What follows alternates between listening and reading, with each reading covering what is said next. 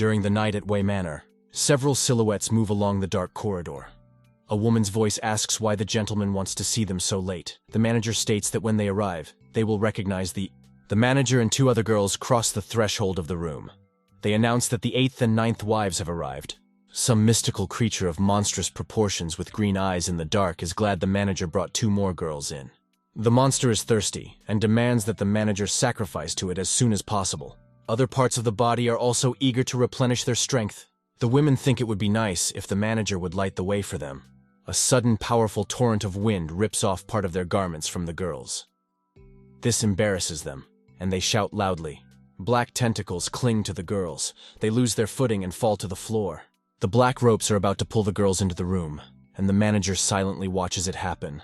The monster kills its victims, but in the meantime, they beg for mercy and for a man to help them. Black tentacles pull the victims into the depths of the room, but they continue to desperately beg for mercy. The manager realizes that he is helpless in this situation, so he watches motionless. The young man's stupor is interrupted by a monster who tries to get his attention. The monster declares that the man has done an excellent job and asks him to bring him more victims. In case he doesn't do the master's errand, he threatens to eat the guy. The next morning at Wei Manor, there's a huge sign on the entrance gate that reads, "Search for Exorcist." The crowd of people entering the gate are whispering about yesterday's incident in Wei Manor, in which dozens of people died. Wei Wuji, the eldest son of Prince Wei, claims that his father has been attacked by powerful demons. Anyone who can save his father from the monsters will be granted a new mansion, concubines, and 300 liang by the Lord. An unremarkable young man in wide pants and a shoulder bag, putting his hand on his waist, listens to Mr. The prince declares that anyone who destroys the monster will be able to spend the rest of his life in pleasure. So the riches will allow The huge man remarks that receiving such an award sounds promising. He brazenly demands a man in the crowd to move over and kicks him in a sharp motion. The unidentified man asks the thug how he can allow himself such rude behavior. The big guy turns around, not realizing if he was the one who was addressed with such bold words. Realizing this, the guy bullets away from the scene behind the nearest wall, and the man loses sight of him.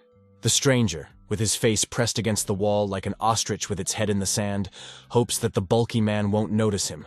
Suddenly, a guy slumped against the wall is called out by a woman's voice. The girl wonders if the guy is an exorcist. The hero confirms the stranger's speculation, stating that he is indeed an exorcist.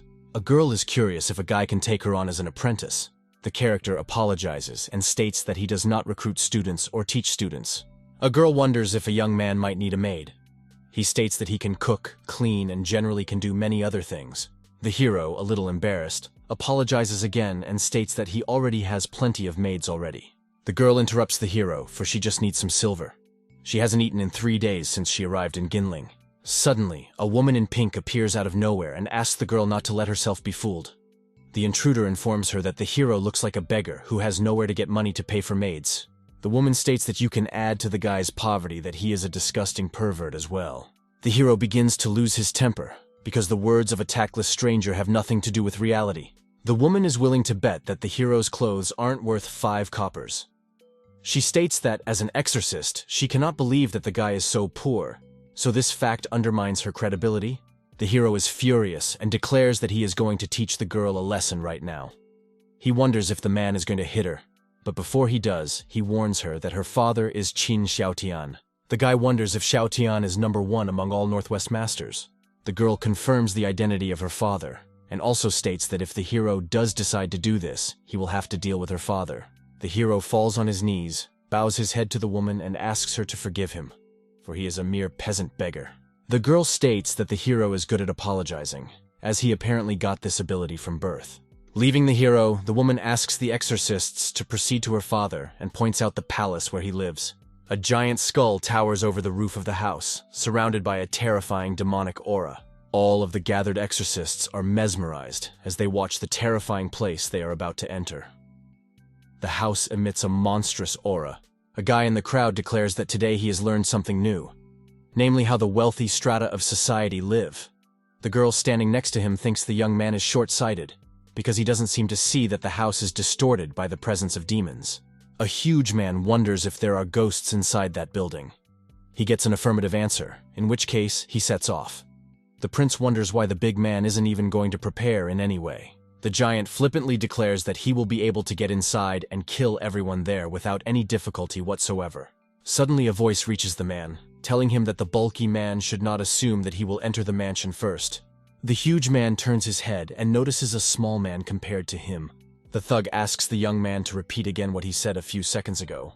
Suddenly, the giant receives a powerful fist punch right to the jaw.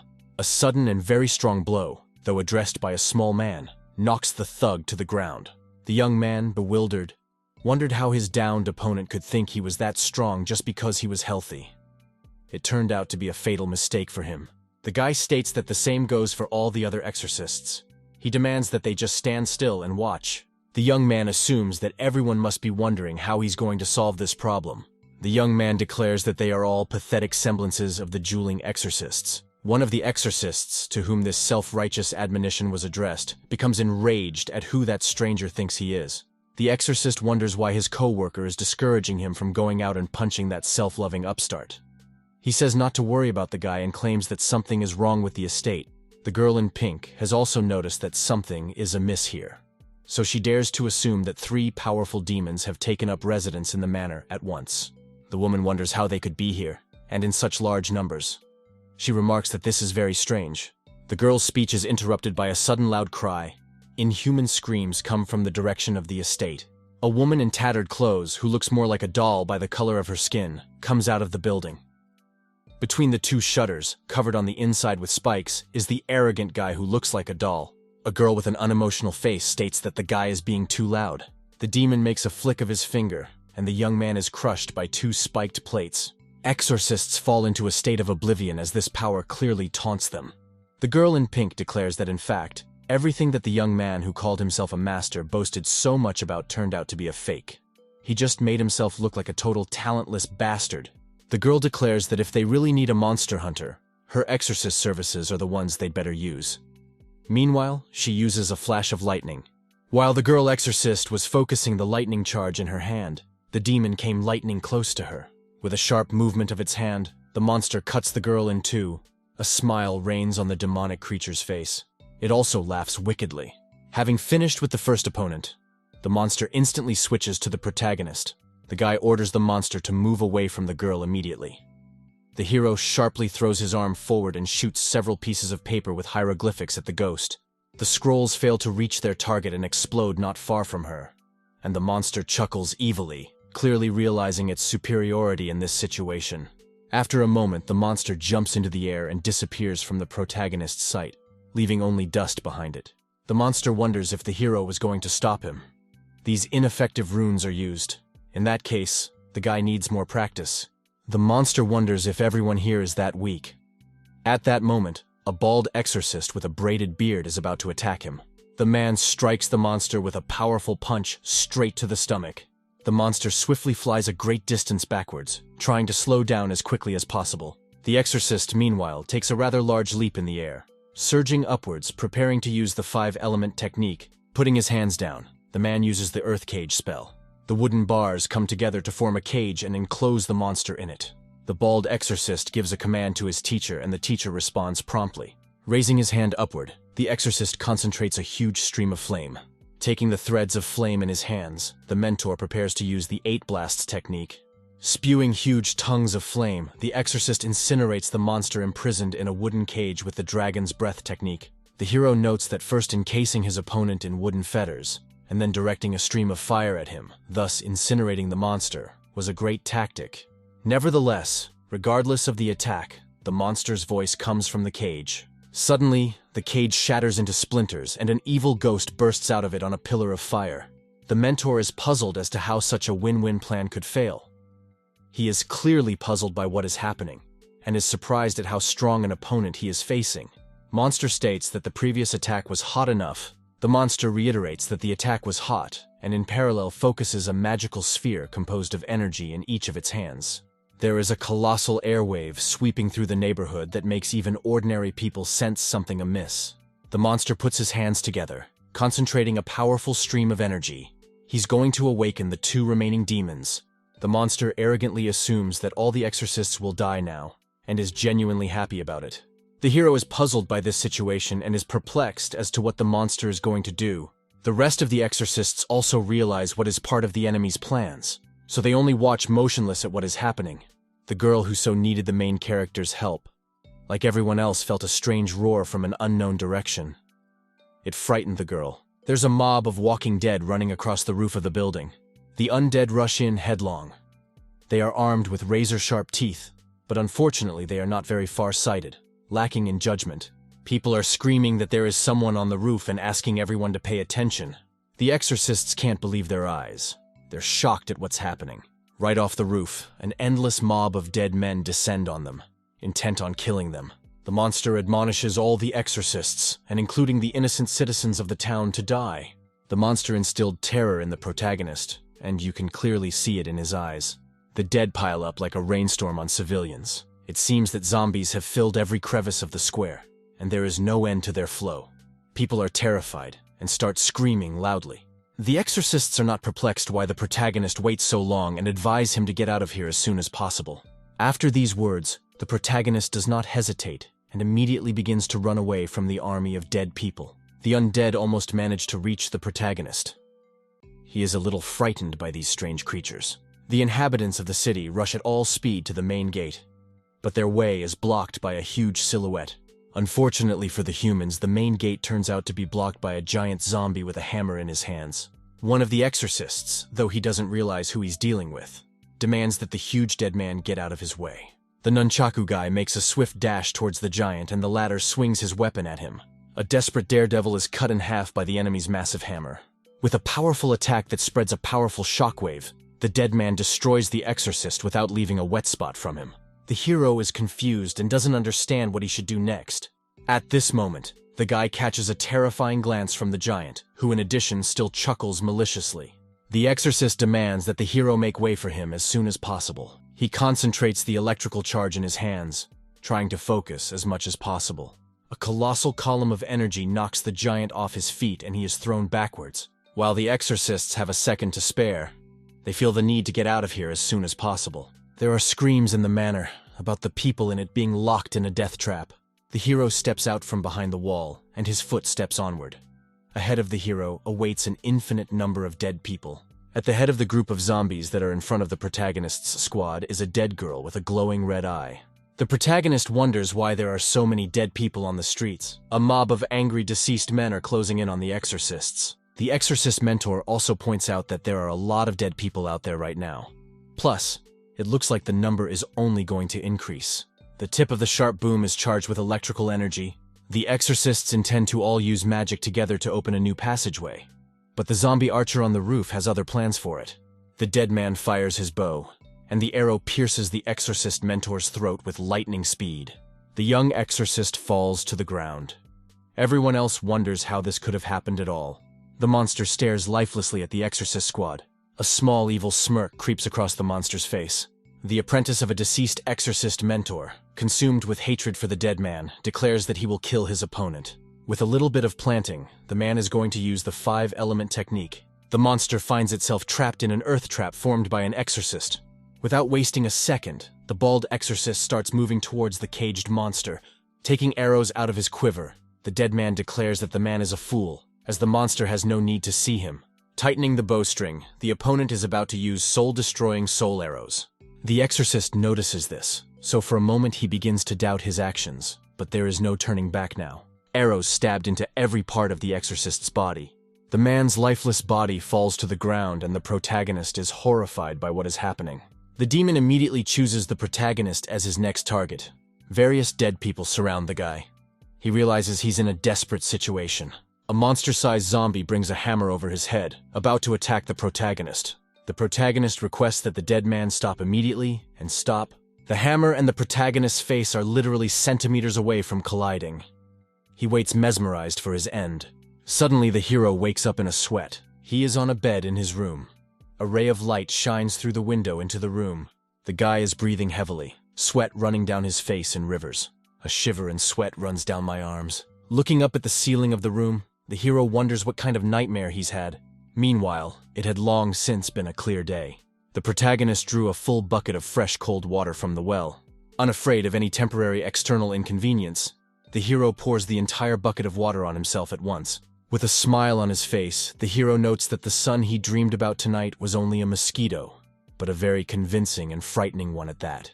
Suddenly, voices come from outside the estate. A man tells another that he recently heard that an estate was attacked and many people died there. The other man wonders how this could have happened. The one recounted assures his buddy that everything said is the pure truth. The man goes on to say that the steward reported that the young gentleman was gathering many exorcists in front of the entrance to the estate. The hero, as if frightened by something very badly, freezes. Horrified to realize that the scenario of his terrible nightmare is repeating in reality, the hero comes to realize that his dream has become not so unrealistic. His family's small but quite dignified estate stands surrounded by a fence. The protagonist hurriedly puts on his shoes. The guy takes his duffel bag. The hero just can't believe what he heard in the yard. Finally, he has the right opportunity to realize his dream. The young man rushes to the front door to leave the grounds of his estate as quickly as possible. The guy declares that he must go to the mansion that was in his dream to see everything for himself. The hero is simply obliged to do everything in his power, because if what he saw in the dream was a prophecy to real events, then the hero will be obliged to prevent them. The guy was so dreamy that he didn't even notice the door in front of his nose and crashed through it. The unfortunate obstruction left a mark right down the middle of his face, causing him to feel a pain that was not severe, though still uncomfortable. Stopping for a moment to catch his breath, the hero feels the unpleasant effects of the collision with the door. From the open doors, a great number of people enter the estate. Among them, a tall, mustachioed, middle-aged man. At the head of them, the man immediately asks where the protagonist is going to go so early. The hero, with a certain amount of frustration, doesn't know how to explain to his father what he's going to do, and why he needs to go now. A young man with a scar on his face disdainfully wonders if the hero is going to do something weird again. The brother continues to press the hero, asking why he does not study martial arts with his father, but is so focused on his exorcism. He states that the hero is not thinking about his future at all. Suddenly, the father gives the hero's brother a cautionary slap on the wrist. The young man is so surprised that he literally opens his mouth. The father declares that his son is completely uncultured, as he is unable to even read words. Unlike the protagonist, who practices reading and writing daily, the protagonist's father declares that only by reading books about war can he become a soldier. But his brother is illiterate. Under the pressure of his father, the protagonist's brother is forced to admit that he was wrong. The father declares that he believes the hero has a great future ahead of him. The servant girls immediately start circling around the protagonist, wondering if he's okay and if he's feeling well. An unexpected report interrupts a father's speech to his son. A soldier reports that the village of Nanyu has been attacked and all the inhabitants were dead. The hero's father orders the cavalry to gather and informs him that he will arrive there soon. The protagonist's father praises him for his academic success, but reminds him that he is already 17 years old, so he should think about girls. The father openly states that he is expecting grandchildren. The hero looks at his father with a stunned look, not even knowing what to say in such an awkward situation. The maids, meanwhile, are all clinging to the protagonist. The bright sun at its zenith illuminates everything around it. The protagonist rushes down the stairs. A guy rushes down the street in a hurry to avoid the crowds. Running out to a fork in the road, the protagonist barely manages to slow down and not fall down.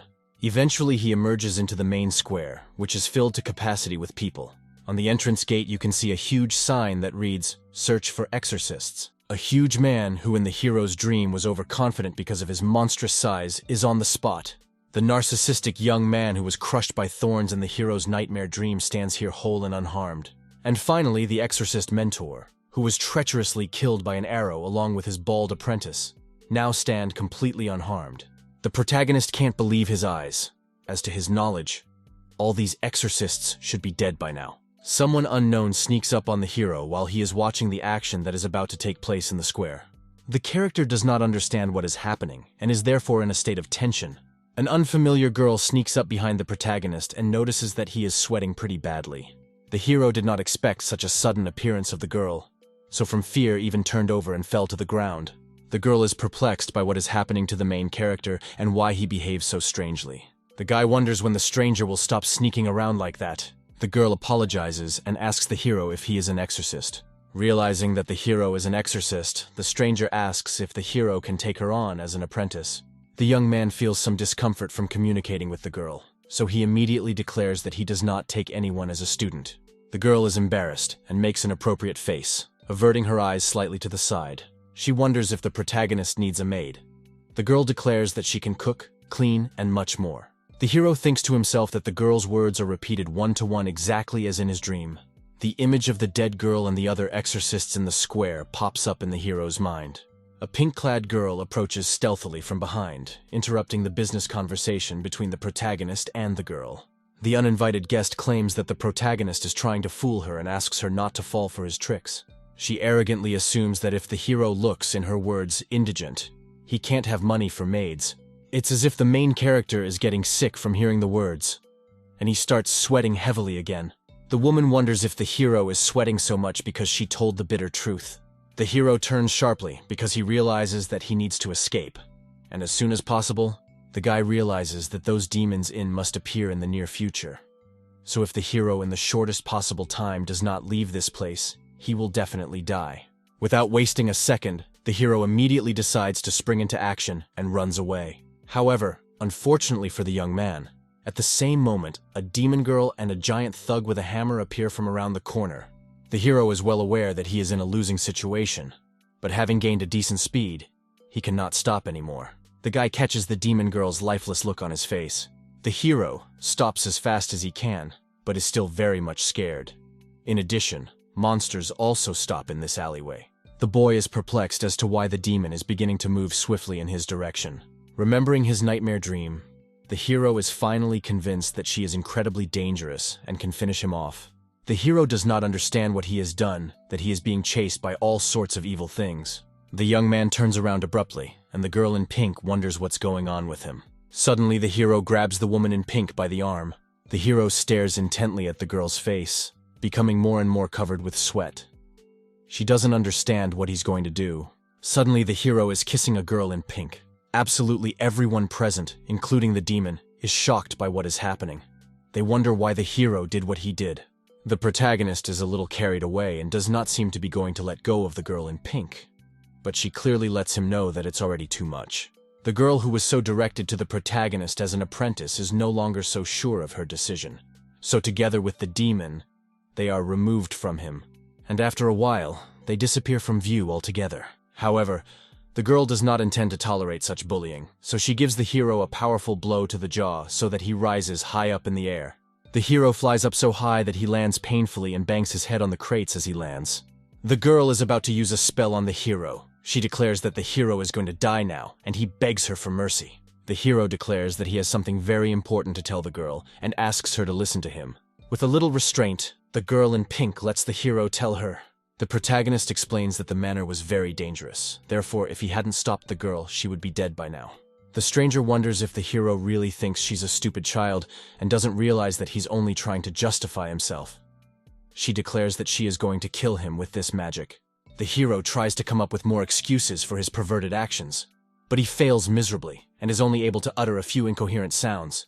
The girl has already finished preparing the spell and is about to kill the protagonist. Finally, the hero couldn't produce anything better than a statement that the girl in pink is adorable, and he fell in love with her at first sight. He begs the girl to forgive him and offers to start all over again. The girl has stopped and no longer intends to kill the protagonist. The hero, burning with shame, convinces himself that only an idiot would believe such an absurd excuse. It would seem that this is where the life of the hero should stop. But the girl is not going to do anything and just watches the guy. Eventually, the girl stops the technique and becomes enamored with the main character's words about being beautiful. The girl in pink declares that she will let the hero go this time. However, if he does something like this even one more time, she will definitely kill him. The shabby protagonist agrees to all the girl's terms and is glad he escaped death. Wei Wuji claims to be the eldest son of Prince Wei. His father has been attacked by powerful demons. He informs him that anyone who saves his father will be given a new mansion, 20 concubines, and 300 liang in gold. Wei Wuji declares that anyone who destroys the monster will be able to spend the rest of his life in complete prosperity and without needing anything. Upon hearing this uplifting news, the girl declares that without wasting a second of time, she will go destroy the monsters to get the reward. The protagonist demands that the girl stop immediately. The guy declares that the estate is really very dangerous, and if the girl is going to get there, nothing but death is going to happen to her there. The girl in pink in turn states that the protagonist is an incredible coward who is afraid of everything in a row. The girl is about to leave and lastly explains that danger is an integral part of an exorcist's job, so if the hero is a coward, he can stay here. Standing at odds, the protagonist blocks the girl's path and declares that he won't let her go anywhere else. The girl blushes slightly and wonders if the hero is really that worried about her. The hero tells us that one of the monsters will cast a spell to awaken the three demons, and then the zombies will come in waves onto the peaceful streets of the city. The girl, still a little confused by the main character's words about being worried about her, reflects on what he said. Suddenly, she grabs the hero by the shoulders, coming to a state of surprise, for she cannot verify that something so terrible could happen. The girl wonders what kind of awakening the protagonist is talking about and asks him to explain it again. The guy repeats that the monsters are about to use the three-demon awakening spell. The girl once again tries to rethink everything the main character has just told her, but she still can't believe it. The stranger in pink suggests that if this spell actually works, that there must be a creature of terrifying power on the estate that is the source of the demonic aura. The girl declares that they must immediately stop those idiots before they make a mess of things, the consequences of which can be quite deplorable. The girl runs out of the alley and into the main square, not even noticing that there is already a mob of walking dead moving through it. A crowd of lifeless walking corpses staggered uncontrollably through the streets, making horrible snarling noises. The girl in pink hears a growl coming from the dead men, and finally turns in their direction, horrified to find an army of zomuis. The girl notices that what the protagonist told her about has already begun. She realizes the deplorable circumstances in which she finds herself. The hero demands that the girl return as soon as possible to a safe place for the time being. The girl declares that she cannot do this, as she must break the spell, the culprits of which were the monsters that took over first the estate and then the streets. The hero is perplexed as to why the stranger acts so seemingly flippant. The girl explains that if the army of dead people is not stopped right now, they will break into the city and kill many civilians, which will be a complete disaster for the city. However, the hero correctly observes that the horde of zombies scattered throughout the area and warns the girl that to fulfill her plan will be quite problematic. The girl declares that saving humanity from the coming zombie apocalypse is her preordained destiny, so there is no way she can back down. The hero states that he very much respects her aspirations and ambitions, but notes that their #1 goal at the moment is survival. The girl can't believe the main character is such a coward. The girl was so engrossed that she didn't even realize the dead giant was flying past her.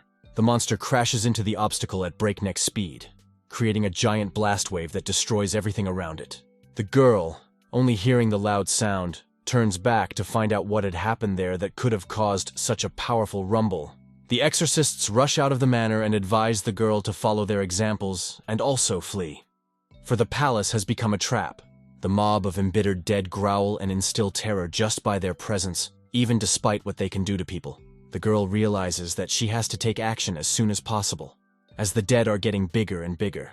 The exorcists manage to leave the territory of the unfortunate estate and get out to the square. But there are already waiting for them crowds of zombies coming from all directions. The girl simply observes and idly watches while the exorcists exit the main gate of the mansion. But the dead people are meanwhile actively advancing. An army of the dead grabs people and tears those people apart. However, they try to do their best and fight for their lives to the last one. Suddenly, one of the dead literally splits into 2 halves, which is accompanied by a fountain of blood, which is so and whipping out of him.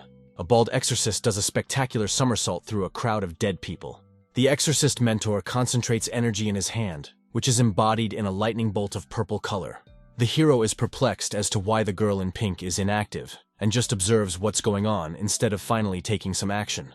Suddenly, the hero literally grabs the girl by the scruff of the neck and drags her behind him to save her. At the same time, the exorcists are dealing with dead people. The hero opens the lid of some wooden box that seems to have rejoiced out of nowhere in one of the alleys. The hero has no choice but to put the girl in this box, although it is not the most comfortable place to wait out the danger. The hero declares that this box could be the salvation of the young people. He orders the girl to hide to keep her head down so that they will not be noticed. The girl can't believe what the main character is about to do. The guy closes the lid of the box, and the young men are in relative safety. The protagonist didn't quite choose the right place to land, and unintentionally sat on his companion's face. The girl is perplexed as to how the protagonist can be so clumsy that he managed to do such a stupid thing. She's already starting to charge her hands with lightning bolts, The hero's companion strikes him with a powerful electric shock, so that the box outside is all glowing. The girl declares that the hero is a complete idiot. The hero is on his knees with his ass fried, not fully aware of what's going on. The girl looks at the hero unhappily, emitting globular discharges from her hands. The protagonist is perplexed as to why the girl struck him with a lightning discharge. The companion explains that she was forced to do so because he sat on her face. A sudden knock on the lid of the wooden box caused the young men to stop talking and fall silent. They carefully open the lid of the box, which forms a small slit so small that their eyes only peek through it. An unexpected blow of the dead man's hand against a drawer startles the young men very much, so much so that they flinch. This hand, though, seemed rather faded, though in the end it turns out to be quite human, and the lid of the box is opened by a young girl who asks to be let in. A huge monster grabs the stranger's leg and is about to drag her to its place, but she grabs the crate with her hands and asks the heroes to help her. The girl is trying to slow down, so she clings to the ground with her hands, which is clearly not enough to overcome the strength of that giant monster. The demon grips the girl's head tightly. Compared to the monster's paw, the girl's head is more like a small nut, which the enemy will not have any difficulty crushing. The heroes hear the sounds of chugging and female screams outside the box, making them even more convinced that this shelter is the safest place to be at the moment. The hero asks himself the rhetorical question of whether he should leave the confines of the box to help that stranger and others who are now nearby. The girl in pink makes an unexpected announcement that she should go to the ghost house right now. The hero is perplexed by this statement. The hero wonders if the girl is going to go there through an impenetrable crowd of dead people who could devour her at any moment. The girl explains that the awakening curse is still in effect, so the more they inactivate, the more zombies will appear. If they don't act now, the window to the demon world will get wider and wider. That won't make the world any safer by any means. The protagonist is forced to admit that the girl's words make more than 0 sense after all. The guy states that, however, there is one significant but that complicates the whole situation considerably. The hero notices that the streets of the city are currently filled with thousands of dead people. The girl declares that she is going to leave the hideout immediately, and the hero, if so desirous of dying, may remain here. The hero's companion confidently breaks the lid of the box, thus declaring her full readiness to perform new feats. However, the lid of the box closes as quickly as it opened, and the nearby dead react to the loud closing sound and turn around.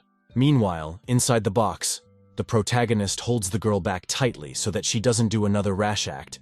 The face of the protagonist's companion is covered with a slight blush, and she wonders what the guy is up to.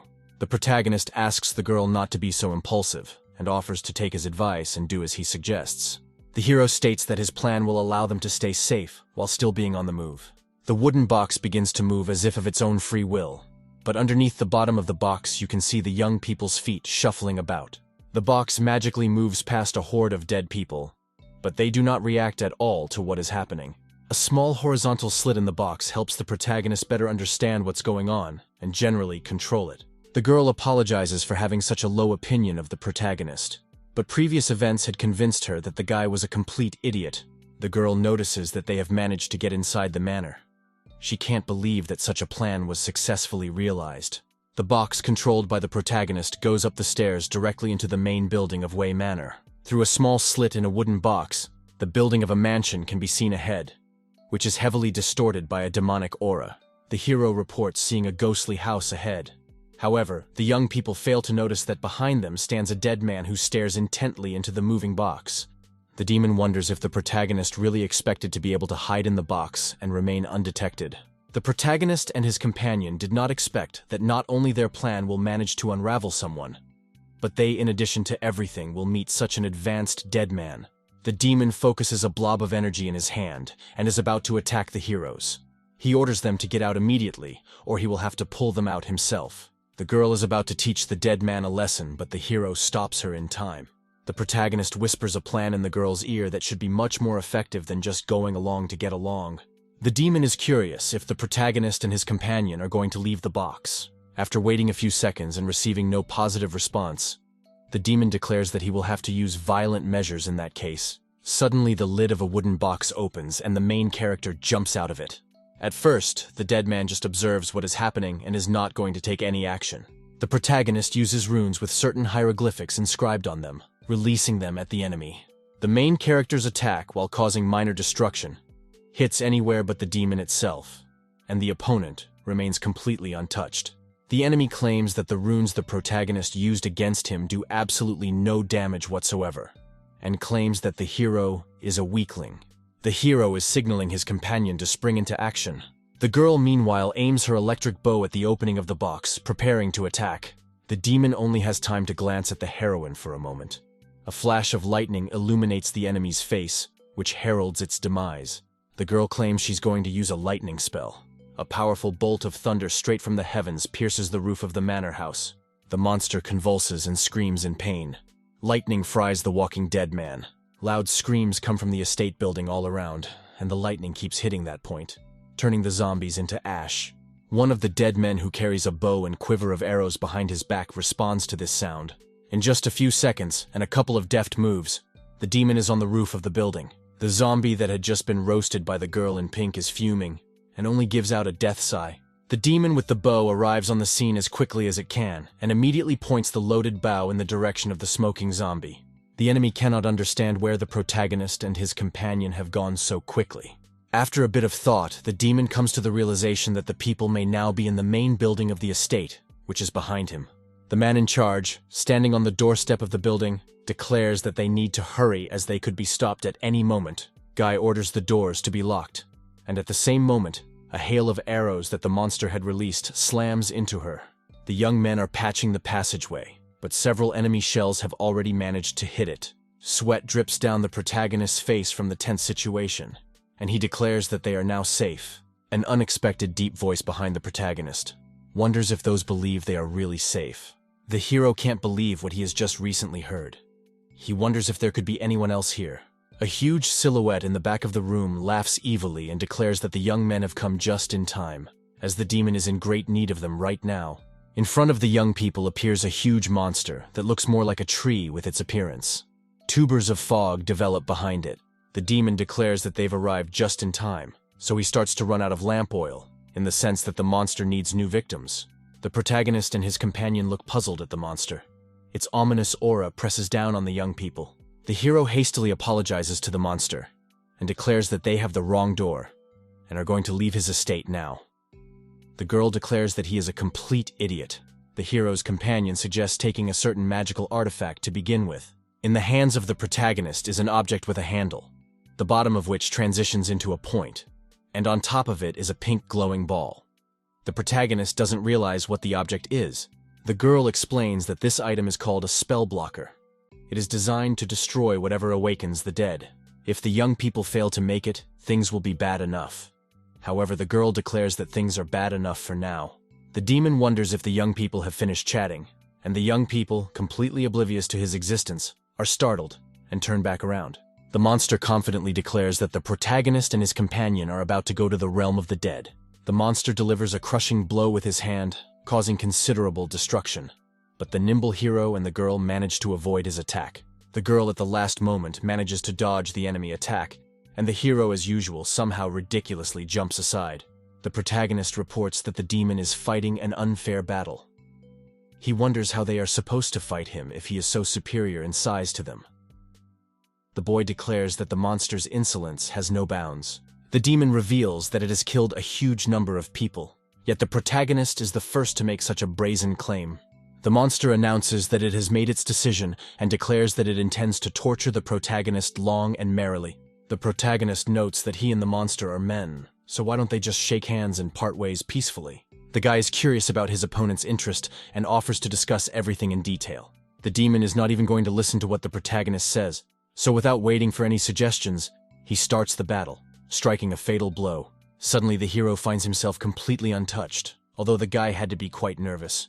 The enemy attack was repelled by his faithful companion, who quickly realized and put a protective barrier between the opponent and the hero. The girl orders the protagonist to take care of the cursed object immediately, while she confronts the enemy's attacks. The hero, without too much thought, agrees to the girl's plan. Without wasting a second of time, the hero decides to take action immediately. The demonic being is perplexed as to how the girl dared to interfere and confront him. The monster makes a wide sweep of its arm, sweeping away everything within its reach. The girl is subjected to a powerful punch right in the chest. With lightning speed, the hero's companion flies off into the wall. The protagonist responds to the loud sound that came from the enemy's attack. The girl is in a lot of trouble, but she doesn't even think of giving up that quickly. In the hands of the girl is a mysterious object that resembles some kind of stone amulet of oval shape. The enemy is puzzled how, after such a powerful attack, the girl managed to stay alive and virtually unharmed. The hero's companion notes that her father is the best master in the entire Northeast. She tells him that he was the one who taught the girl many techniques and methods. The monster is interested in the girl's words, and the 2 additional heads that have grown from the demon's shoulder take note that the second generation is by no means hopeless. The demon asks the girl if he kills her. Will the heroine's father come to avenge his daughter? The girl declares that her father will bring all the exorcists of the Northeast to finish off the self-righteous demon. The monster, having listened to everything the hero's companion said, ironically declares that the girl really managed to frighten him. However, the other personalities within the demon state that they are not in the least bit intimidated by the girl's threats. The hero's companion realizes that the constantly lashing demon is a nuisance, not only as a rival, but also as an interlocutor. Several heads that grew on the demon's shoulder hit the girl with a powerful stream of energy, creating colossal destruction. The hero's companion manages to dodge the opponent's attack in time and avoid being shot at. The monster informs us that he also has powers loyal to him, so the heroine is not unique in this. The demon declares without a fraction of a doubt that when her father arrives here, he will have an interesting conversation with him. In his mind, the girl is already doomed to defeat. The girl pulls out some red flags and declares that she is going to use a technique called the 4-flag boundary. At the same moment, the enemy finds himself enclosed in a square formed by 4 flags that are embedded in the ground near him. The hero makes his way through the puffs of smoke as fast as he can, but behind him the battle is still in full swing. The protagonist turns around to see how the fight between his companion and the monster is progressing. It seems to him that at the moment the girl is in a significant superiority over the monster. The guy picks up on how the elite can apply their skills, and notices that the girl's skills are nothing short of astounding. The hero suggests that this is another useful piece of knowledge for him to learn. Suddenly the protagonist freezes in place, and a look of genuine surprise spreads across his face. The hero finds himself in a huge hall, and before his eyes appears a giant body of a monster, which is in a kind of cocoon. In fact, it is bound by threads and hangs from the ceiling. The demon's eyes, as well as the rest of his body, are tightly knotted. Its appearance is more reminiscent of a mummy. There is an ominous aura around the monster. The protagonist assumes that this giant mummy is precisely nothing more than a cursed object. The hero, without delay, decides to flee to this object to quickly end everything and close the portal to the realm of the dead. The guy picks up the mystical object his companion gave him and declares that all that's left is to destroy this something. Meanwhile, the protagonist's companion has settled for trapping the monster between 4 huge flags. The demon is trying to figure out what kind of strange technique the girl is going to use. The hero's companion folds some seals with her hands and is about to use the 4 flags border, an array of firestones. An unexpected stream of fire is looming over the monster and is about to engulf the enemy. A giant glowing meteorite falls on an unsuspecting opponent. The collision of a fire projectile with a monster causes an explosion of enormous power, which in addition also generates a strong blast wave. The girl rejoices that she was able to carry out such a successful attack and neutralize the enemy. The hero's companion wonders if he has finally found the cursed object that the girl instructed him to find. The protagonist declares that he has managed to find the cursed object, but there is one significant but that overrides all achievements at once. The hero is right underneath a huge monster. They're separated by several meters in height. The guy laments that even though he managed to reach the monster, he still can't reach him. The girl somehow did not even think about such a development of events, so she is perplexed how such a ridiculous situation could have happened at all. The hero's companion orders him to stay where he is, and states that she will take action to help the protagonist now. A sudden powerful flow of air makes the tubers of smoke disappear in an instant. The cause of this strong wind flow is a demon that managed to survive the girl's attack. The demon declares that the girl should have been done with the demon to begin with for allowing herself to so brazenly walk off the battlefield right in the middle of a fight. The monster curses the protagonist's companion and wishes her a speedy death. The girl folds the hand seals again to use the 4 flags border technique. Suddenly, all 4 flags reunite at one point, thus forming a solid defensive structure. This technique is called the flag shield. One of the flagpoles is giving a fairly serious crack, which is gradually increasing in size. The girl realizes that flagpoles can't exist indefinitely, so they start to break down. The hero's companion notes that it takes a lot of energy to maintain the action of the technique, so the girl will not be able to hold back the enemy's attacks for a long time. The girl decides that the truest and highest priority in this situation will be to destroy the cause of the curse in order to stop the revival of dead people. The hero's companion removes a gold cat-shaped barrette from her hair. The girl throws the hero her hairpin and declares that she must give him aid. Suddenly, the heroine's hairpin turns into a huge gold-colored animal. At one point, a mystical creature appears near the hero. The protagonist is perplexed as to what this creation is. The animal declares that the hero can climb on it. The mysterious creation states that it can only take the hero to the cursed object on top, and it will be the hero's responsibility to destroy it.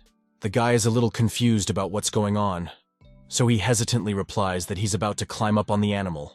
The protagonist struggles to jump on a giant cat. Without wasting a minute of time, the protagonist riding a huge cat starts moving. The guy notices that they are moving quite fast. The hero notes that with such a powerful assistant, killing a demon would not be much of an effort. The young man begins to get into the swing of things and orders the pet to pick up speed.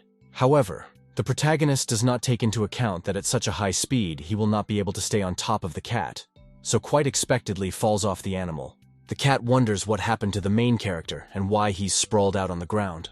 The guy explains that he simply did not calculate his own strength.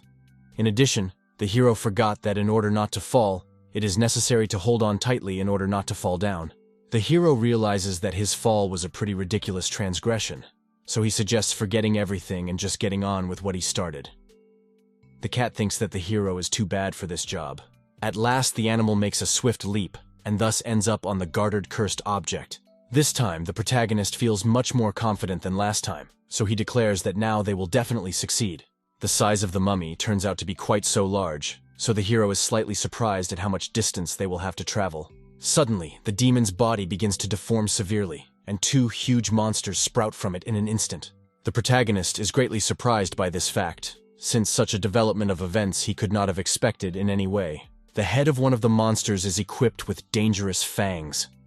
The demon growls loudly and violently. Suddenly, the enemy attacks, using something like an iron rod, but the hero manages to avoid the deadly attack. The golden tiger deftly dodges the opponent's attack. Meanwhile, going behind the monster's back, the heroine's pet quickly climbs up the monster's arm, but the other demon is vigilant, so he notices it in time. The enemy strikes a powerful blow at the protagonist, but he successfully evades the attack. However, the monster is at ease with his partner. To make himself the bait, the protagonist jumps on the face of one of the monsters. The hero gets in the face of the monster and hopes his uncomplicated plan will work. The monster delivers a crushing blow right to the head of his ally. He warns him to be wary of his attack, but it is too late for him to do so.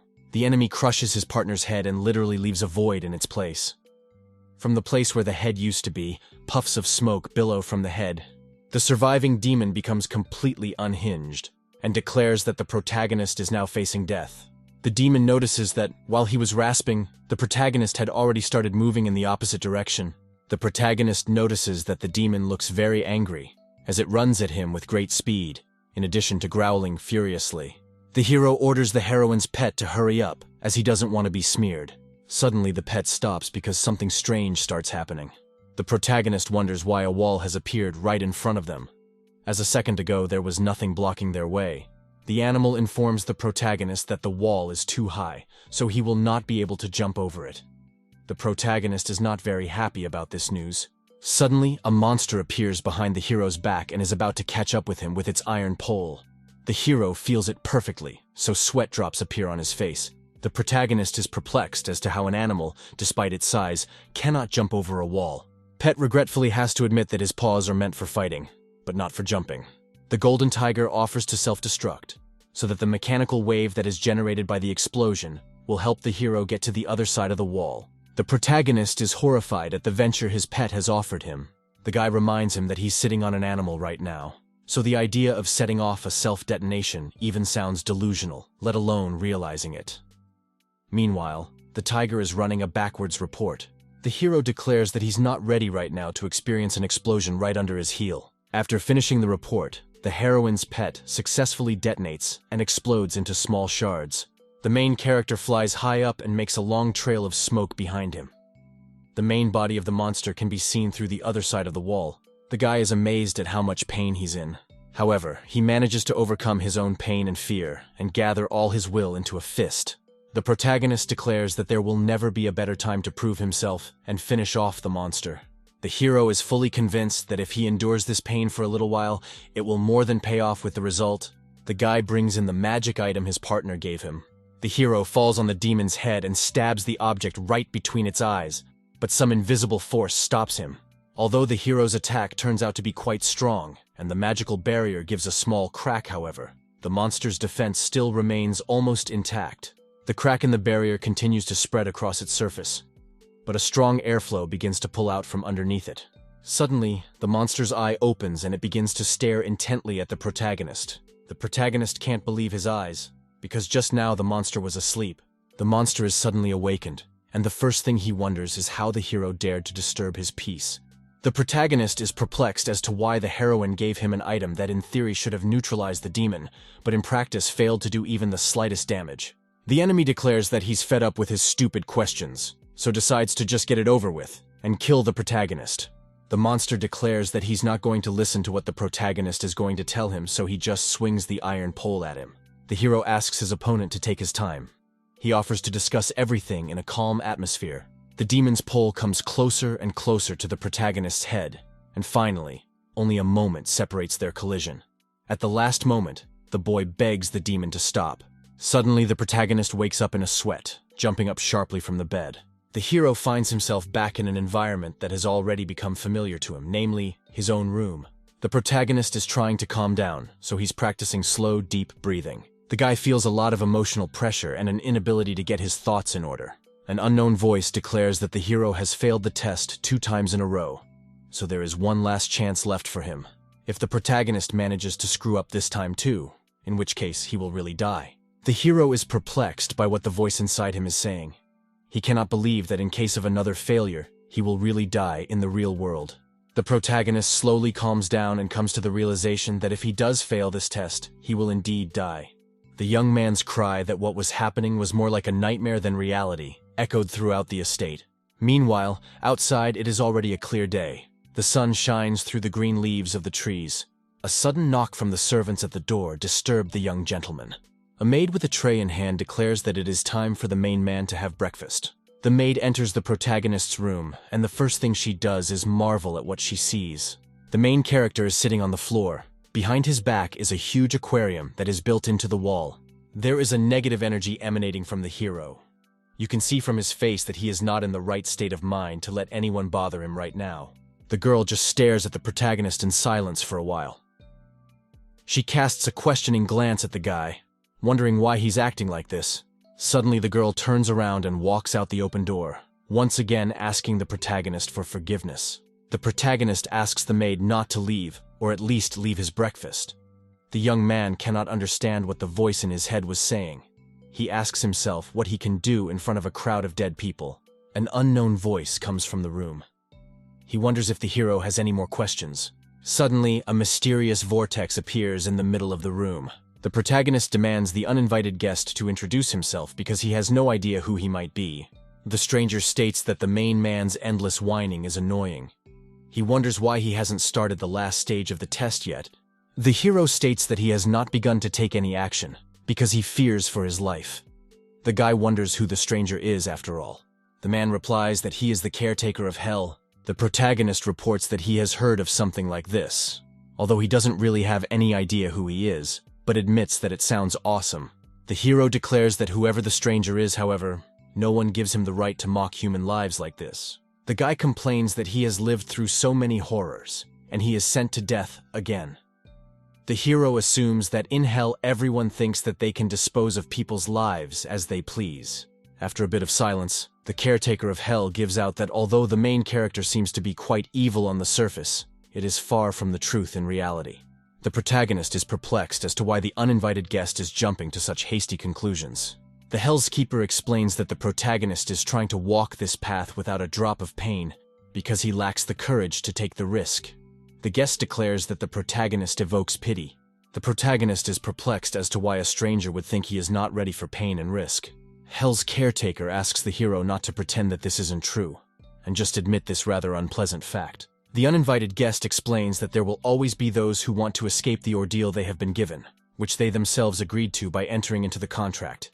The caretaker states that this is evidenced by a mark between the chief's eyebrows. The uninvited guest is about to say that since the protagonist has chosen this ordeal himself, he should stop being afraid and start acting, but is suddenly interrupted. The Hell's Keeper tries to feel something on the hero's forehead, but he fails to do so. The stranger stares intently at the protagonist's face, specifically at his forehead. The caretaker of Hell grabs the protagonist by the head and states that suddenly the mark from the young man's forehead has disappeared somewhere. The protagonist is perplexed by what the uninvited guest is doing. The caretaker declares that everything that is happening is quite strange. The caretaker of Hell pulls out a book that appears literally out of nothingness. On the cover of the book is written in hieroglyphics, "The Book of Life and Death." The man opens the book and stops at a page that has the main character's name written on it, and denotes the fact that he is a test subject. The caretaker can't understand how the protagonist ended up on the test list in the first place. The stranger wonders if the main character is Jun Kuei. The guy confirms that this part of what's in the book really doesn't lie. The caretaker is perplexed as to how such a simpleton could have gotten into the test for the S-class. The protagonist states that he has no idea how this could have happened. The caretaker states that the book bears only the name of the protagonist, but that there is no signature or seal of consent. The young man suggests that this could all just be a mistake. The uninvited guest states that of course this development takes place. The caretaker continues to laugh awkwardly to lighten the mood. The protagonist irritably asks him to stop. The man asks the protagonist to wait for just a second, and with these words opens a portal to another dimension, into which he sticks his hand. Suddenly, the caretaker pulls a girl named Zilu out of the portal. The man asks the girl to climb out of the portal and explain what's going on. A girl with glasses and a mug in her hands appears before the hero's gaze. The innocent girl does not understand what she has to explain to the caretaker. The caretaker, absolutely outraged by what is happening, demands an explanation from the girl as to how she could put the hero on an S-level task, and even without his agreement and signature, the girl crumples violently, not knowing how to explain such an unexpected mix-up, so the caretaker of Hell makes the assumption that she has simply forgotten the reason why. The girl finally informs him that this assignment was given to her by Shu. The caretaker cannot believe his own ears and comes to a standstill in amazement.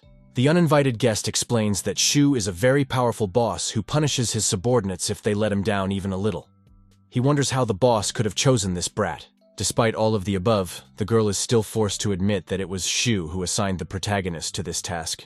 The character has absolutely no idea what S-level we're talking about, but states that it sounds rather threatening. The Hell's Keeper once again stares intently at the protagonist and laughs embarrassedly. The hero demands that they stop laughing and finally explain what is going on. The girl politely asks the protagonist to wait a bit while they confer. The girl and his boss step aside so that the protagonist can't hear what they're talking about, and whisperingly wonders what they're going to do now. The Hellkeeper explains that they can't fail to complete Shu's task, because if he isn't satisfied with the result, everyone will be dealt with. The girl wonders what about the protagonist, since people of his level will never be able to pass the S level. The boss thinks they should leave it alone. He suggests that they run the test, wait for the protagonist to die, and then report to Shu that his test subject screwed up and died. After that, the mission will be considered complete. The girl states that the thought offered is excellent since everyone has fulfilled their conditions. She states that the boss is just great. The protagonist is perplexed how the caretaker can be great and reminds her that he heard the conversation perfectly well. The Hell's Keeper states that he is really sorry for the way things turned out. The girl states that if the protagonist works on himself, he will definitely get better. The girl apologizes to the hero, stating that he is the one who had nothing to do with their affairs and is ultimately just a nobody. The hero demands that the infernal overseers return immediately, but in vain. The hero wonders why he has been treated this way. He doesn't understand how he can become stronger in such a short period of time. The countdown starts, and the test is declared to have begun. The protagonist hears a voice that declares that if the test subject does not arrive at the estate within the hour, he will be killed. The character suggests that they, the caretaker or whoever they are, really enjoy watching him suffer. Junkoi declares that he's not going to give the caretakers any reason to cheer, and instead shows them his crowning trick. The main character rests both hands on the aquarium glass and begins to take deep, excited breaths. Finally, the hero desperately smashes his head against the glass of the aquarium with all his might.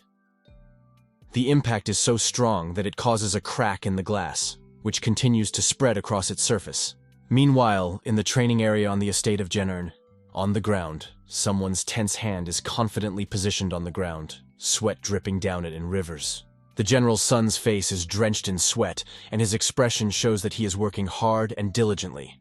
The young man stands on one arm, and on his feet he holds several huge stone slabs, on which the lad asks the servants to place more filled bags. The general's son is working up a sweat, and you can easily tell by his tired face. Suddenly the guy notices his father, who had sneaked up unnoticed while he was exercising. Suddenly, the father rather spectacularly gets rid of the equipment with which his son was practicing a second ago. The servants come to marvel at the general's all-encompassing power. They can't seem to imagine how an ordinary man could be able to do such things. The general declares that the ballast his son uses is utterly useless, and that such training is ineffective. The young man's father has no problem lifting a block of stone slabs, which is also piled full of sacks. The general wonders what his son thinks this training will give him. The general confidently states that if the young man continues with this training program, he will be killed in his first battle. The son doesn't understand what could be wrong with doing strength training and wonders to his father why he thinks so. The general is curious if the young man wants him to show him a trick. Father takes his sword in his hand and grips its hilt tightly. Suddenly, the general shatters the blade of the blade right against his mighty shoulders without even wagging an eyebrow in his direction. The young gentleman and the rest of the servants are all at once perplexed by the general's unexpected actions. The general looks over his body, which is densely dotted with a huge number of scars. The father holds out a sword to the young man and wonders if the young man wants to try to repeat what he recently did. The general's son gently changes the topic of conversation and starts chatting about the weather, informing me that it's such a wonderful day, while feeling rather embarrassed about it. The young man's father claims he's completely worthless. The general explains that the boy's brother, Jun Kui, is much better than him. He is constantly practicing reading books and writing, and when he learns martial arts, any task will be doable for him. The father is fully convinced that the protagonist will be good both in science and in battle. Meanwhile, the general's son, who is behind him, makes a grimace. Suddenly the general turns around and declares that, unlike the protagonist, his second son is completely talentless. The father quite rightly points out that his son has no right to make grimaces at him. He is on the case to punish the boy by using physical force. The general demands that the young man listen to his brother more often and stop saying mean things about him. The father declares that the protagonist is the treasure of the Jun family, so he deserves to be treated better. However, there is some uncertainty in his father's voice this time around. The protagonist comes out of the gate and asks his father and brother to forgive. The boy confesses that he has dishonored the name of the Jun family. With one hand, the protagonist holds his bloody head.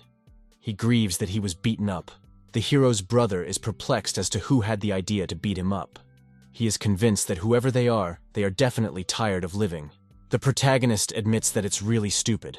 However, he is forced to admit that everything he just said is pure truth. The character begins to sob and declares that he is very upset, wiping up the pouring river of tears.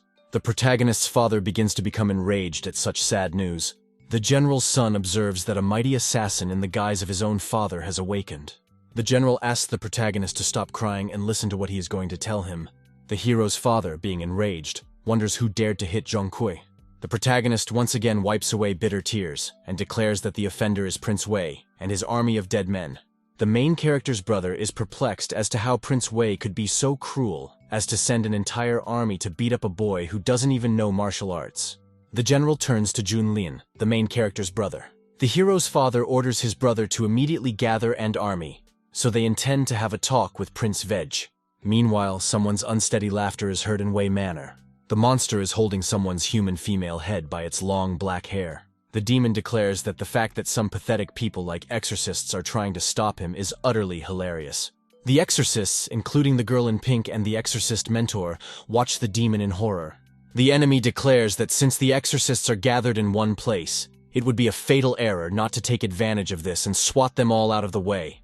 The words of an unstoppable monster instill unrelenting fear in the exorcists. Suddenly, the army of the dead begins its attack. Like a giant homogeneous wave, the zombies rush towards the exorcists. The exorcists realize that the dead are growing in number, and the estate can no longer be a safe place, so they need to leave as soon as possible. The girl in pink and the other exorcists declare that they all need to get off the estate as fashionably soon as possible. An army of the dead is chasing the exorcists. It seems that the zombies are not going to end, but are only arriving in their numbers. One of the exorcist girls is completely absorbed in the process of escape, so she doesn't even notice that the dead are almost close enough to literally run away with her. When the girl notices that the zombies have already caught up with the exorcists, one of the fugitives is knocked off his feet. A crowd of dead people pile up on the fallen poor man and start gnawing at him, making him scream in horrible pain. The girl is so excited that it is her fortune that has smiled on her that she begins to sweat profusely. Suddenly, a huge dead man's hammer appears in front of the girl and crashes down on one of the refugees. The girl, however, manages to stop in time, so she remains unharmed. Suddenly, the man who was standing near the girl is struck by several arrows that pierce his head through and through. The girl is horrified by everything that is happening, as everyone around her is dying, and she would not like to be the one to share the fate of the deceased. A girl exorcist realizes that she is in a stalemate situation, as she is surrounded by dead people on all sides, so she asks for someone to save her. However, the zombie army is so slow that the girl manages to run away from them without any problems, closer to the exit. After a short period of time, the girl finally finds herself at the exit, which seemed to bring more safety for the refugee girl. Up ahead, however, the girl, to her dismay, discovers an equally endless crowd of dead people moving towards her in an endless stream. The girl stops and notices that she hears some unintelligible sound coming from an unknown direction. The exorcist freezes in a stupor as an approaching growling sound is heard behind her. It is so frightening that the sounds literally paralyze her. Behind the girl is a giant with a height of 10 meters, which swings a huge hammer at the poor girl, who still cannot recover from the shock. At the last moment, the girl realizes that she is in great danger, so she only manages to turn around. Her face is half covered by the shadow of the approaching hammer. The giant, meanwhile, has already managed to get his hammer behind his head and is about to attack the defenseless girl with a snide smile. The thug delivers a crushing blow to his victim that creates a pretty serious surge of energy. But it's as simple as it looks at first glance. Back for a few seconds, the giant zombie takes a swing and is about to attack the girl. In the blink of an eye, the zombie's hammer is in the face of a girl with whom it is separated by literally a couple of centimeters. The sound of a hammer being struck echoes throughout the estate. However, the girl is still alive and completely untouched, though she is still standing in a protective pose as she is already prepared to make ends meet. The giant's hammer is nailed to the wall with a spear. The girl and the dead man both stay where they are, completely unaware of what just happened right now. The dead man looks away and turns his head slightly. The exorcists turn back and freeze in shock at what they see. The girl in pink also looks around to see what's going on behind her. A young man who is clad in metal armor, judging from his stance, has just straightened up after throwing a spear. The guy states with absolute certainty that the army of the dead is really a bunch of pathetic brigands. The general's son is perplexed by how Prince Wei's henchmen can allow themselves to kill people in front of everyone. The boy claims that this violates all unspoken rules and is a disgrace for a warrior. The young man makes an open declaration that he intends to finish off the zombie giant with his own hands in the name of justice. The arrow hurtles towards the general's son with lightning speed, cleaving the air in front of him. The guy clearly notices the flying arrow and makes a disgruntled face, as he is extremely annoyed by the fact that others are interfering with his actions, thus disrupting all his plans. Without any effort, the hero's brother manages to deflect an arrow flying at him. A demon archer can be seen on the roof of the building, illuminated by the afternoon rays of the sun. She stands in the pose in which she fired an arrow at the young lord a moment ago. The young man sarcastically remarks that the fact that the girl used a stealth attack is very interesting. The general's son encourages a girl named Qin Shu to play with a demon, meaning that she should neutralize the monster. The girl willingly agrees to do the young lord's bidding and immediately aims her bow at the target that stands atop the roof of the manor building. The demon girl, as if suspecting something wrong, becomes a little wary and even frightened. You can easily see it in her widened big red eyes. At the last moment, the dead man manages to cleverly dodge the enemy's attack. So the arrow fired by Qin Shu hits exactly where the girl was standing. The archer from General Zhang's army has a rather extravagant appearance. Her purple-colored hair is embraced by a scarf, and her ears are decorated with various earrings and other accessories.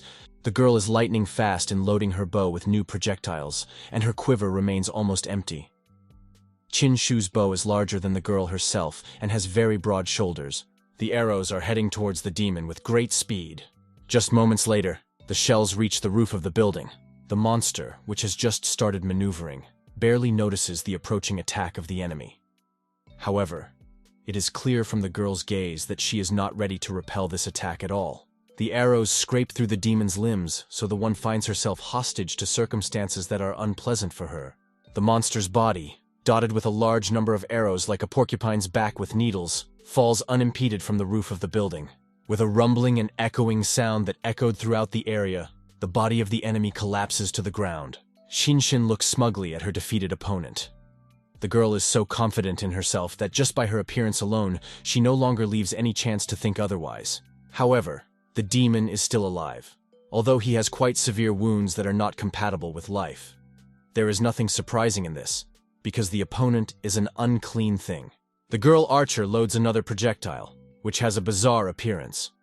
The shaft of the arrow has uniform notches, and the tip is a square stone at all. Shinshin declares that she is going to avenge the little master of the Zhang family once and for all. She points her bow at the enemy and prepares to fire a shot.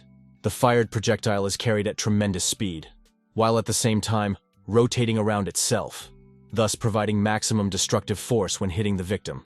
The arrow approaches the enemy practically in close proximity, when he just notices that the projectile has been fired. The demon can't do anything about it, however, so he just has to wait for his part. The arrow hits its intended target, a demon archer, and pierces through the monster's face with a distinctive sound. The protagonist's brother assumed that the opponents would prove to be much more interesting, and after fighting them, he would be able to improve his skills and learn something new. The zombie giant becomes enraged at having lost his ally. A pissed-off dead man runs headlong across the street. The giant reaches the protagonist's brother in a few seconds, but the latter keeps absolutely confident and meets his rival without any fear. The young man is adamant that it will only take one hand and very little desire to deal with his opponent. The enemy finally becomes enraged, so he wishes the protagonist's brother dead. The dead man makes a horizontal swing of his arm exactly where the guy's head should be. But the hero's brother crouches down in time, thus avoiding the enemy attack. Zhongling bends one end of his spear with his hand, and then releases it. The tip of the spear gains impressive speed, making his weapon look more like a whip. The end of the spear successfully strikes a huge zombie, hitting it exactly between the eyes, making a distinctive ringing sound. On the monster's face between the eyes is a clearly visible scratch where the protagonist's brother pointed his improvised weapon. The demon is in great pain, which is evident in its moans. Junli is forced to admit that his father constantly uses physical punishments on him because the main character is his favorite person.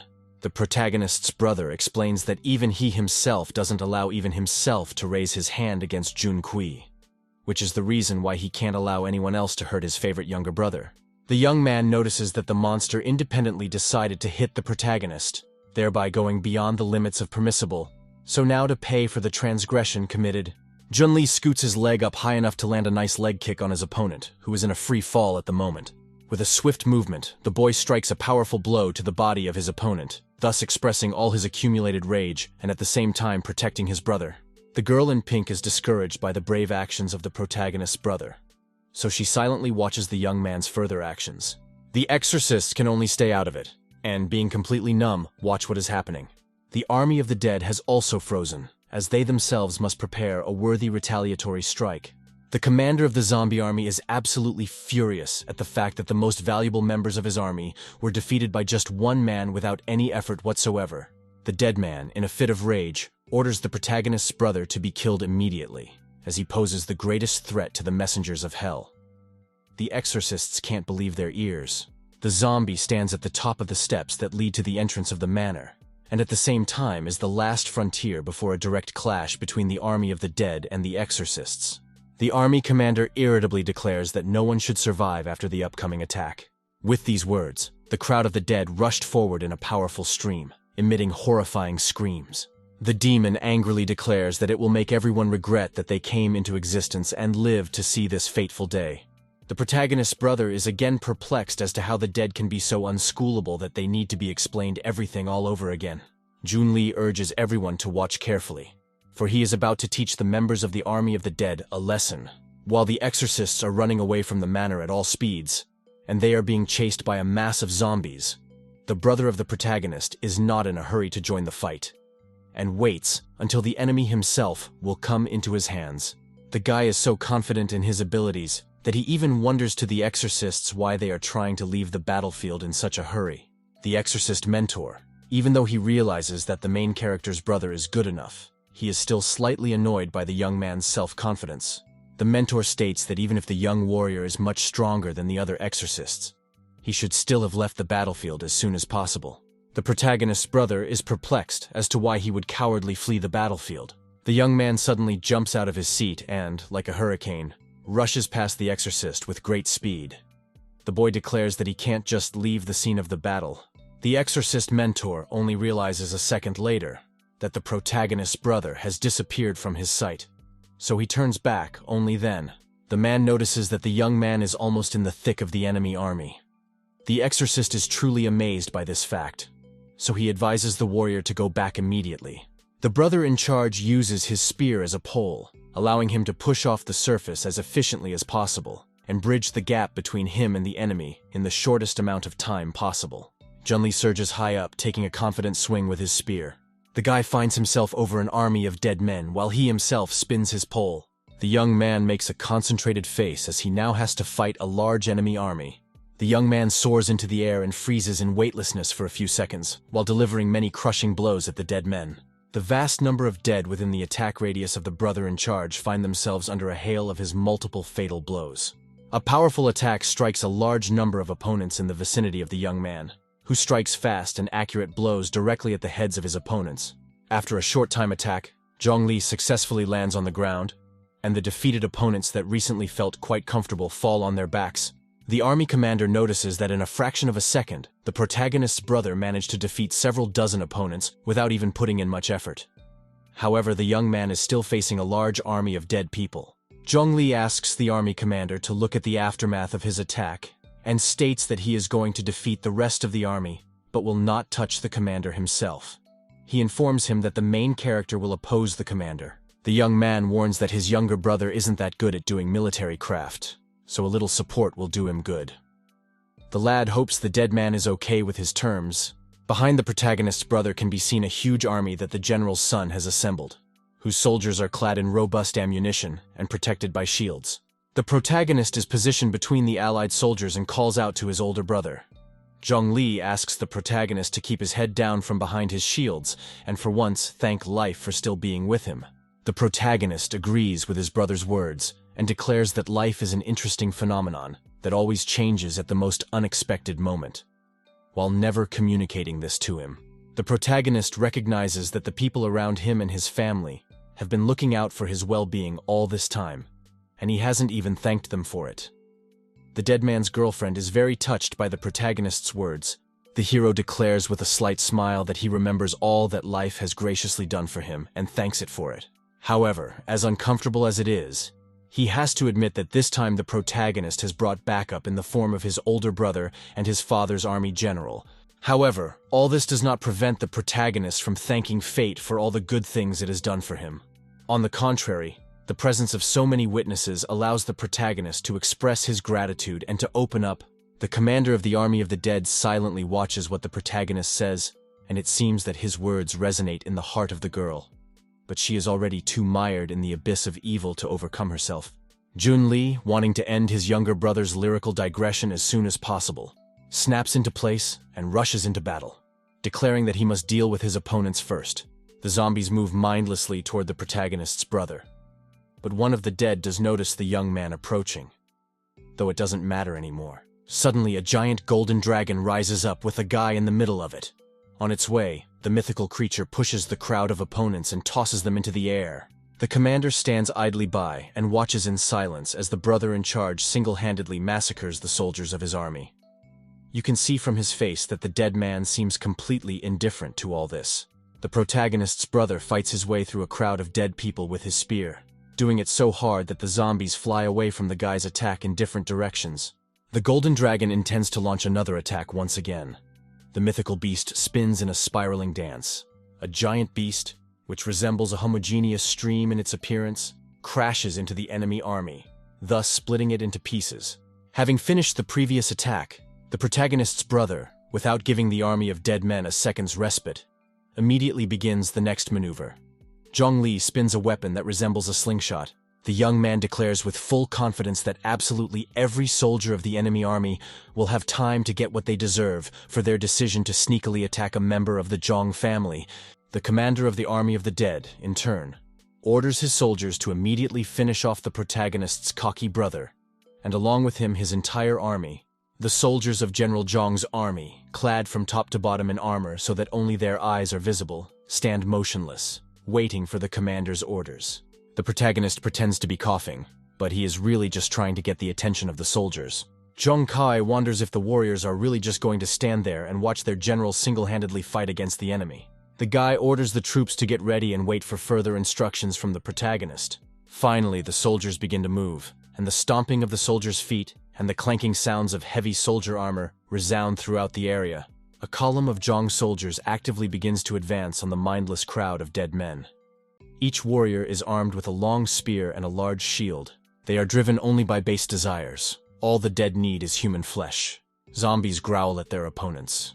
The commander of the Zhong army orders to prepare to make the first throw. Finally, the warrior gives the order to begin the attack. The troops begin to move forward. The first column puts its spears forward, protecting itself and the rest of the warriors from the enemy's counterattack. The soldiers' sharp spears leave through holes in the dead, making them look like cheese. But the wounds are only minor scratches for the zombies, unable to cause serious harm. The commander of the Zhong army orders the soldiers to prepare for the second attack. The soldiers prepare their spears, thrusting them towards the enemy. The movement of armor and spears creates a resounding metallic clang. Finally, the commander orders the attack to begin, and the army immediately proceeds to execute the order. Soldiers pierce the advancing dead with their spears. The enemies are impaled like toothpicks. Finally, the army commander gives the order to begin the final assault, and commands the archers to get ready. Suddenly, a hail of arrows rises into the air, which like a huge blanket dotted the entire sky, thereby closing the path of retreat for the enemy army. The shells, meeting no reciprocal resistance, accurately stab into every dead person without exception, thereby significantly reducing the number of zombies. The commander of the army of the dead tensely observes what is happening without taking any countermeasures. However, the girl finally notices that the situation for the messengers of hell is not a pleasant one, and at this rate, from their army in a while, there will be nothing left. So it is necessary to take immediate action. The commander of the army of the dead's musings on outside help is interrupted by the voice of the general's son, who wonders if the girl is coming up with an escape plan. The guy stands on the corpses of the defeated opponents, looking at the dead man from the bottom up, and confidently declares that the girl will not be able to simply escape from the scene of the battle. Zhong Li declares that the enemy army commander wouldn't dare to leave as they have some more things to discuss. The dead man's facial expressions are replaced by fear for his life. The girl realizes the need to take some action immediately, otherwise the consequences could be fatal. In order not to waste a second of the allotted time, the commander of the army suddenly launches an escape. The girl declares that she dares to escape because she is in mortal danger from a young man. The protagonist's brother immediately sets off in pursuit of the dead man, who has already descended from the roof of the building, but has not yet managed to get too far away.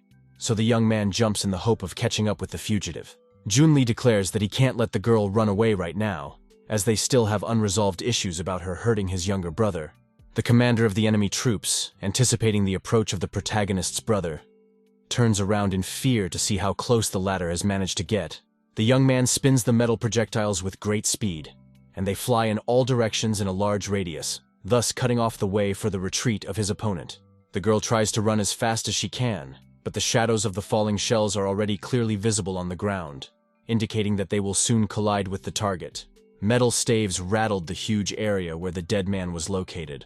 Dozens of metal projectiles remain stuck in the ground, and a smokescreen spreads across the ground after the massive attack. Suddenly, someone's all-scarred demonic arm, covered in abrasions and bruises, rises up, giving faint signs of life. The defeated commander of an army of the dead turns his eyes to an estate surrounded by a demonic aura, and, out of desperation, asks his master for help. The girl begs her master to help her out of her last strength, while the protagonist's brother stands idly behind the stricken dead man. There is a muffled stomping sound coming from the terrifying manor, so Zhong Li, hearing it, wonders if the boss of the army commander is in the right building. As a certain creature approaches, the sound coming from deep within the manor becomes more distinct and louder, such that the wind rushes from the building outside. Suddenly, The main entrance to the estates is destroyed by a huge demonic creature, which with its giant body overcomes the looming obstacle without any problems. The army commander frantically rejoices at the appearance of his master, as he remains the last hope in defeating the Zhong army led by the protagonist's brother. The young man is shocked by the non-human strength of the monster, which has just appeared, but has already managed to cause impressive destruction, and its appearance to instill fear in the brother of the protagonist. In fact, the creature's appearance is not due to the call of the army commander, but because it was fleeing the estate itself.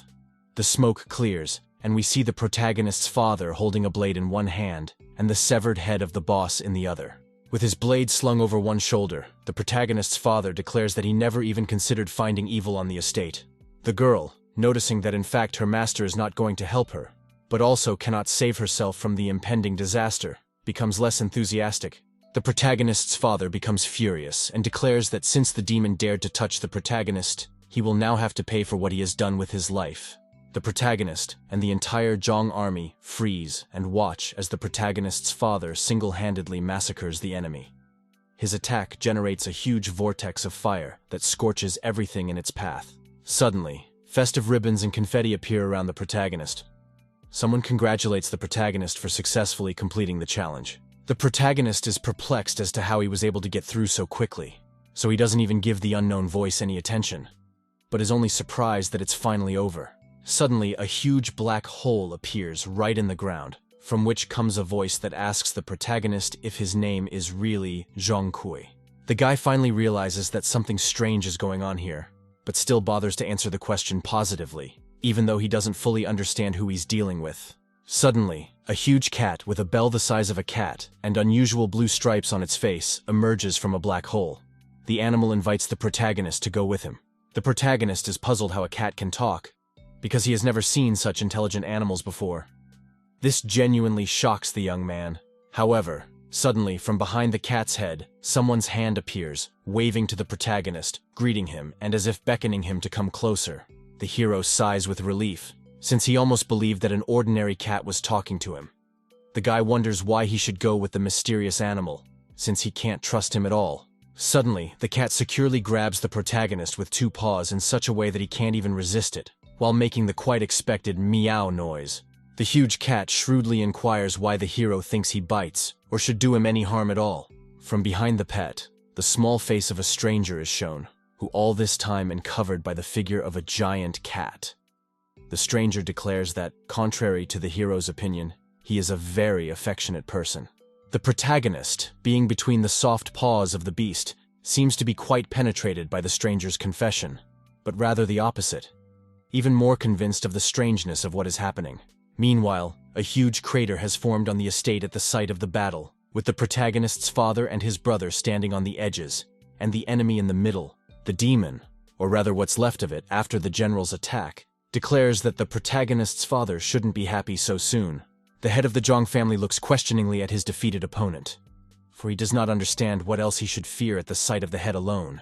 The monster declares that once his partner turns the inhabitants of all 9 cities into zombies, those zombies will fill the entire world in huge numbers, at which time, however, the monster does not have time to finish his thought, as he is interrupted by the protagonist's father, who thrusts his blade precisely into the middle of his opponent's forehead.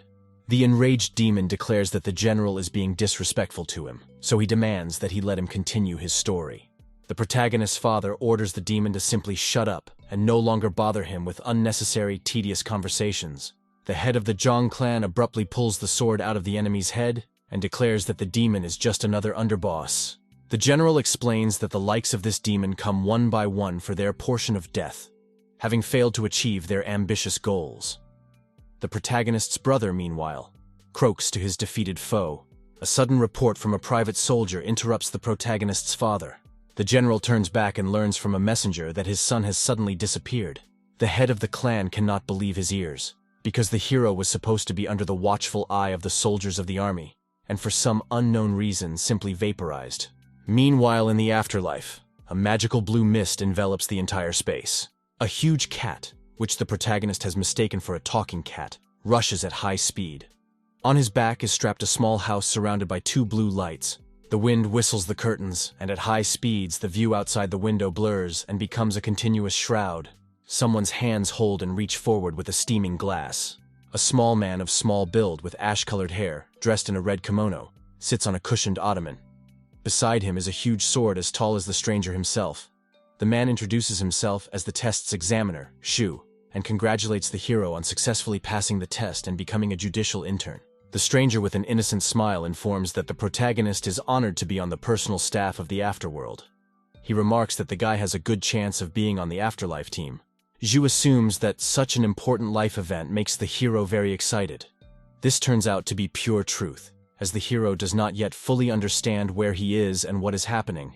The main boss asks if the protagonist has any thoughts on the matter, but he shamefully turns away and says he has nothing to say. Mr. Shu notes the protagonist's high scores on the number of kills he made during the test. The examiner declares that the protagonist has remarkable ability, enthusiasm, and ambition. However, he is particularly impressed by the young man's bravery. Mr. Shu invites the protagonist to join his ranks and declares that together, great victories will await them. Together they will topple mountains. The protagonist asks the examiner to settle down and think again about whether this is exactly what he needs. The guy wonders if Mr. Shu has actually seen the results of the main character. The supreme boss convinces the protagonist that he's really seen the guy's irresistible results. The young man declares that Mr. Shu has not seen the whole picture, and the latter does not understand why the hero has such a low opinion of himself. And to make sure of his words, the examiner takes out a magic ball. In the magic ball, Mr. Shu can contemplate the protagonist, who is screaming to escape from someone. The examiner decides to rewind the events taking place in the balloon, but in any time period the protagonist behaves extremely shamefully and is forever running away from someone. Finally, the supreme boss turns off the replay from the magic ball and throws a scornful look at the protagonist. The master is clearly not pleased with what he has seen. The examiner declares that he is disappointed, because he could not even think that such a coward and weakling as the protagonist could pass the test. The guy asks at least not to insult him openly. Mr. Shu admits that he doesn't have much choice, and finding someone to fill this spot will be problematic. So he has to point out that the hero is the only suitable option. The main boss declares that from now on, the protagonist is Mr. Shu's personal assistant. He explains that the probationary period will last 2 months, and if the protagonist does not die during that time, he will become a judge. The protagonist notices that the conditions offered to him by Mr. Shu are quite dangerous. This work is not exactly peaceful, and it is also life-threatening. The examiner declares that if the protagonist dares to disobey, nothing good will come of it. So it's better for him to think carefully and weigh up all the pros and cons. The young man unconditionally agrees to all of Mr. Shu's orders, and declares that from now on, he will serve as his subordinate. The big boss thinks that the hero could make a good assistant. The protagonist's boss immediately provides probationary pay and holds out a soft brown doll. The guy picks up the gift in his hands and doesn't quite understand what this strange award is about. Suddenly, a mysterious object becomes a source of strong glow. The protagonist, who could not have expected something like this, is genuinely surprised by this phenomenon. However, after a few seconds, the light emitted by the mysterious object becomes stronger. The hero begins to complain of pain. The master warns the hero that the pain will continue as long as it melts. The boss states that while the protagonist has no idea how lucky he is to be among the personal servants of Mr. Meanwhile, in the Lee family's estate, in the real world, the morning sun breaks through the branches of the trees and lights up the surroundings. Small children are playing a ball together, throwing it to each other. Not far away from them are several stones, the shape of which resembles a screaming face, as if to warn them of danger. One of the kids throws a curveball at 60 meters per second. Another boy, putting his hands up, jumps as high as he can to catch the flying balloon. The boy fails to catch the ball, no matter how hard he tries, and it flies away from him in the opposite direction. Meanwhile, the girl just stands there and watches, without deciding to take part in the game. The balloon, unfortunately for the boys, hits right into the window of a neighboring building and shatters the glass. One of the kids notes that the ball hit the window of Mrs. May's house. The children seem to be concerned about the fact that the toy hit her house, as its owner is a rather strict woman. The boy demands that the other boy go after the ball, but the other boy is perplexed as to why he should go after the ball when he didn't even throw it. The other boy blackmails him that if he doesn't go after the ball, he will tell Alan that he was watching her in the shower. This ultimatum compels the boy, and he agrees to go and get the ball, although such manipulative methods of fighting are rather crude. His friend wishes him luck and asks him to try not to die. The kid opens the creaking door and a ray of light breaks through the dark room, illuminating a yellow ball licking right down the middle of the room. A child finds himself in a dark room, with the only source of light being a small slit in the entrance, and picks up a ball. The boy explains that he has come to pick up the ball and asks Mrs. May not to scold him for breaking the window. Suddenly, as if sensing some danger in his gut, the boy turns back. Meanwhile, a frightened expression appears on his face. The child is horrified to discover behind him the body of the mistress of the manor, suspended with a noose around her neck. The boy is of course very frightened by what he sees. The reanimated dead man demands the uninvited guest not to leave and to stay with him. The monster's monstrous face is completely covered with protruding blood vessels, and its tongue and eyes have come out. The boy for some time arrives in shock, idly looking at what is happening, because such a small child could not yet see anything like this in his life. However, his fright does not wait long, so literally, in the next moment, the horrifying cry of the boy spreads throughout the estate. All the nearby houses had of course heard the boy's cry, so the adults rushed to the manor as fast as they could, gathering quite a large crowd. The man who was at the head of the group swings the door to the building in front of him, and the empty room is instantly filled with sunlight. People take notice of the red noose that dangles in the middle of the room, but otherwise the room is completely deserted. The men realize that since there is a noose in the room, it must also contain the body of the deceased. But they do not discover a corpse, so they are perplexed. Suddenly, a dead girl appears behind the rescue team, seemingly out of nowhere, wondering if the people who arrived were accidentally trying to find her. The irises of the girl's eyes turn red and the whites become black. A group of people turn back sharply and are horrified to see the girl who was supposed to be in the noose. They start screaming that the girl has become a living dead person.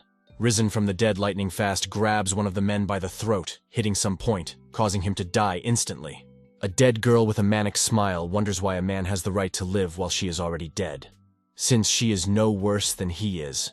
That same afternoon, the building of some other estate surrounded by trees can be seen in the distance. The bright sun makes sunbunnies play on the facade of the building. The protagonist unexpectedly falls to the ground from a small height directly face first into the ground. Fortunately, the protagonist manages to cover his face with his hands, which significantly mitigates the damage from the fall, but not so much that he does not let out a cry of pain at all. The protagonist's boss, half appearing out of a portal, warns that the guy will be picked up a little later on. Mr. Shu gradually dissolves into the portal, wishing the young man good luck and asking him not to die before his time. The protagonist is unhappy with the fact that he is only on his first day on the job and already has to investigate a murder. He claims that the boss wants too much from him. From the closing portal, through a small gap comes the voice of Mr. Shu, who declares that except for the protagonist, there is no one else on the case. The protagonist lastly demands his boss to think about what can become of the young man. But he has already disappeared, so it is unlikely to receive the hero's request, much less fulfill it. Several sharp swords rush through the air at tremendous speeds. The two blades slam into the ground with a distinctive metallic sound. The protagonist, meanwhile, sits on the ground not far from the fallen swords, wondering what's going on. Suddenly, 5 strangers appear before the protagonist, each standing on his sword, stuck in the ground. One of the men decides to ask the protagonist on the ground if he is Zhongkui. Still shocked, the protagonist confirms his identity, and in turn asks the stranger to introduce himself. The man introduces himself as Li Han of Wanal Mountain, and states that she is honored to meet the protagonist. All 5 newcomers bow slightly to the protagonist, crossing their arms, thus showing their appreciation and being polite to him. The protagonist, arriving in absolute ignorance of what is happening, only awkwardly greets the 5 strangers. The girl politely approaches the protagonist, and wonders if the guy in front of her is really Jun Kuei. The protagonist asks to be called by his first name simply. The main character's colleagues can't believe that the man in front of them is a real person who managed to pass a deadly test. They say that they have heard that this test is very difficult, so they ask him to tell them more about it. The protagonist grimly states that the death test was incredibly frightening. The 5 arrivals, even more eager to learn the whole truth, ask the protagonist to tell more about the test. The character, with a tone typical of a boss, declares that co-workers don't need to ask about things they shouldn't know, and instead, they should focus on their work instead. Meanwhile, at the Li family estate, There is an ominous atmosphere all around, which clearly warns the investigators that something mysterious and creepy has happened in this place. On the floor is the corpse of a woman with a hole in her throat. The victim's mouth is wide open and her eyes are rolled upwards so that only the whites are visible. The workers have just arrived on the scene and have already witnessed a brutal murder. They observe the situation in silence. They see the courtyard of the manor, where the bloody bodies of murdered people are scattered chaotically. The investigators try to analyze the situation. The protagonist speculates to himself about whether an animal could have mutilated bodies like that, while the rest of the people prefer not to be verbose. Finally, one of the main character's colleagues puts forward his version, according to which the girl's body was pierced by someone's hand. The investigator points to another victim who is a male who also has a through hole, however not this time located in his chest. The next victim appears to be split in two at waist level, and a pool of blood spills from the open one. The woman suggests that the body looks as if the person was torn while still alive. The investigator states that the killer is not only powerful, but also very violent and bloodthirsty. The woman reasons that since the perpetrator's footprints are very small, it must be a strong man about 1.5 meters tall. The investigator orders the maids to look for a pumped-up man who is connected to the family. The protagonist's colleague wonders if she has let something slip as she reasoned. The hero declares that the girl has done her job perfectly. However, he himself does not understand at all what is going on here. A member of the intelligence team asks the hero and his colleague to approach her. The protagonist and the woman treat the assistant's words with special wariness, as they have already seen a crime scene with brutal murders, and now they don't know what to expect next. The main character walks into a room, and a horrible picture appears before him. The guy witnesses a crime scene involving 3 children and a woman who have been hanged. The protagonist's co-worker states that she finds it all very strange. She notices that other people have died on the floor, but these victims have been left here for some reason. The woman finds the killer's decision incomprehensible, so she wonders what the protagonist thinks about it. But he's a bit taken by surprise by the question. However, judging by the face of the protagonist, we can say that he still had some idea, which he had thoughtfully saved especially for such an occasion. The protagonist states that he has an idea. An education pops up in the protagonist's mind, in which his boss courteously hands over a small pouch and informs him that if the guy runs into difficulties he can't solve, have him read what's in it. The young man reaches into the sleeve of his garment, in which there is a pouch, and in it in turn the very note that should help the hero to cope with difficulties. The hero pulls a piece of paper out of the mash and discovers an inscription in black and white that tells him to solve his problems on his own. Such a message of dubious usefulness plunges the protagonist into a state of confusion, and does not understand why in general the boss wrote such a strange note. The woman wonders why the protagonist silently ducked into the note and is not going to say anything more. Still, the investigator expects to hear from the guy what the essence of his plan is. The protagonist abruptly replies that he has an idea, but he is not going to share it with the investigators. The other members of the group are horrified by the guy's insufferable character. The hero declares that there is no time to waste, so he suggests that they start by retrieving the bodies of the dead from the noose and lowering them to the ground.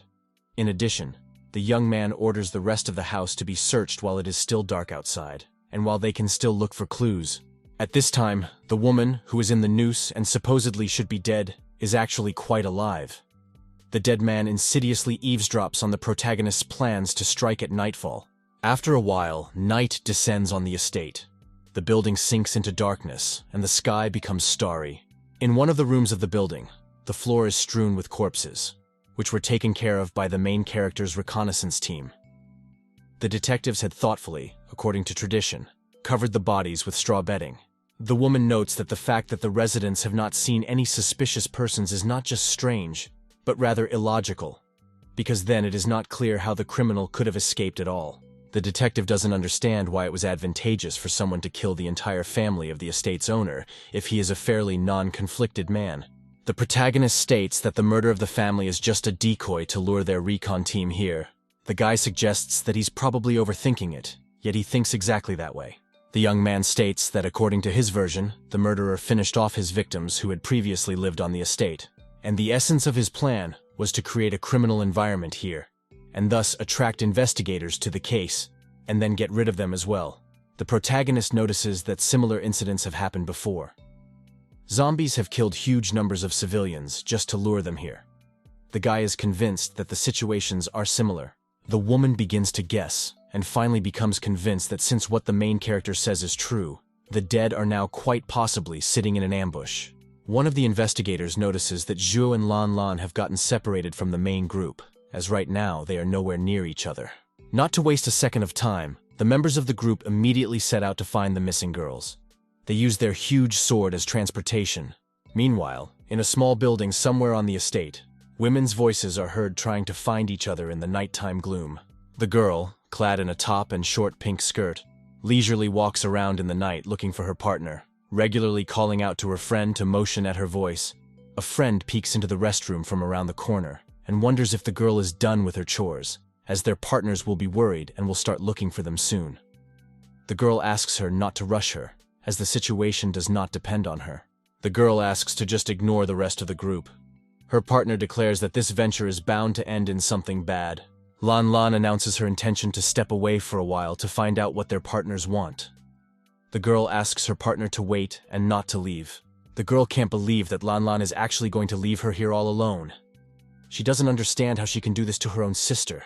Xiu declares that she is very afraid of the dark, so she is even more disbelieving that her sister could leave her here alone.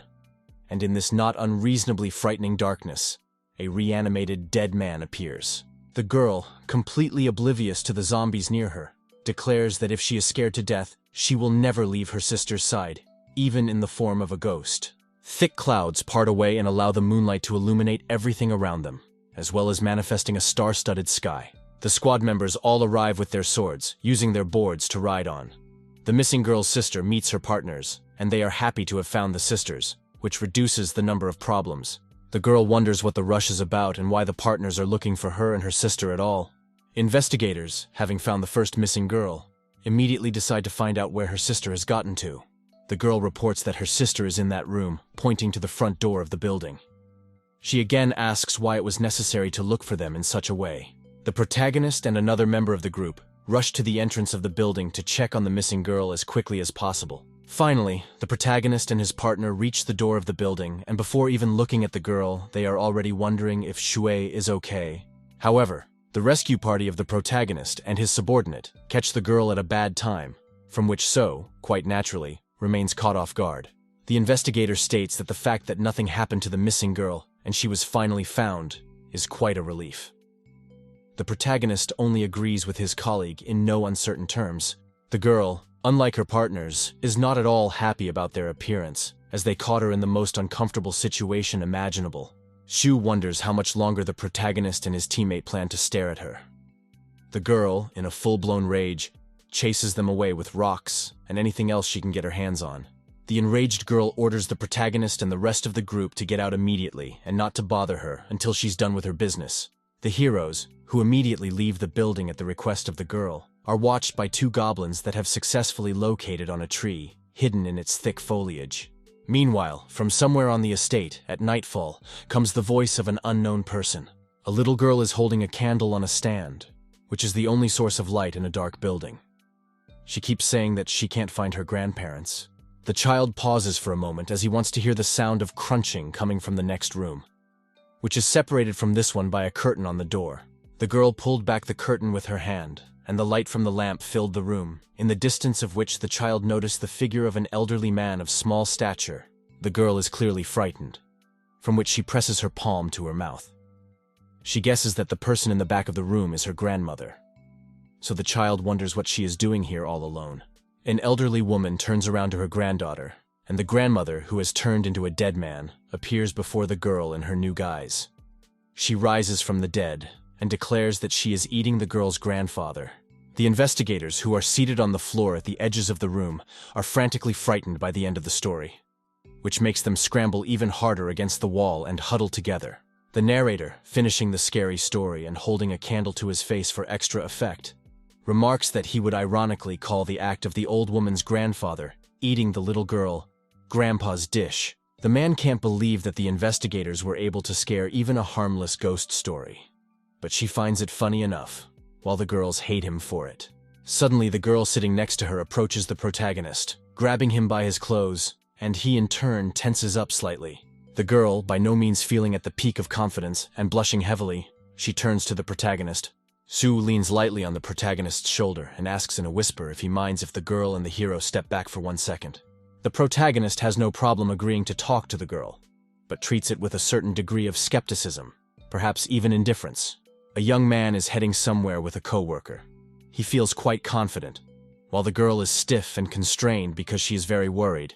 The hero, having never heard anything from the girl, coercively inquires of the investigator what she wanted to talk to him about so much. The girl blushes profusely and very uncertainly is about to finally say what she summoned the protagonist for. The girl opens her clothes, and her naked body appears in front of the protagonist. Shui confesses that she has liked the protagonist all along. The protagonist did not expect that the girl called him one-on-one just to confess his feelings, because not only that they are colleagues, and to everything else and little acquainted. The girl blushes and, as if casually, asks the protagonist what he thinks of her, but given her bold steps, it turns out to be quite intrusive. The protagonist, being greatly discouraged by what is happening, states that he thinks the girl was a bit hasty in her actions. The girl disappointedly informs him that she understood. The hero, in turn, did not expect such a sharp and unresponsive reaction of the girl, so he looks at her questioningly. However, without thinking for a long time, the main character declares everything to the girl to wait a second and not to rush to conclusions about the guy's opinion of her. You can tell from Shu's face that there is some hope in her eyes that the protagonist still feels something for her. So she blushes again and looks at the young man hopefully. Suddenly, her confused face is replaced by the emotion of terror, which is clearly visible by the fact that the girl involuntarily opens her eyes wide, as something has frightened her very much. The protagonist, meanwhile, makes absolutely no allowance for this, and instead recognizes that rushing might not actually be such a bad idea after all. However, the girl abruptly interrupts the main character's reasoning and declares that she saw someone's corpse in the room behind him through the open door. The hero ends his confession at the same time and turns back. The protagonist boldly opens the door of a dark room, right in the middle of which ways the corpse of a woman. Meanwhile, the girl is watching the scene in fear. In front of the main character appears a terrible picture. The victim that is hung on the gallows is Shui, who has cut the skin off his face.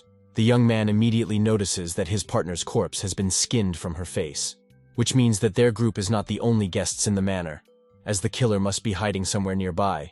It finally reaches the hero that the girl who was the victim of hanging is his colleague from the squad, Shu.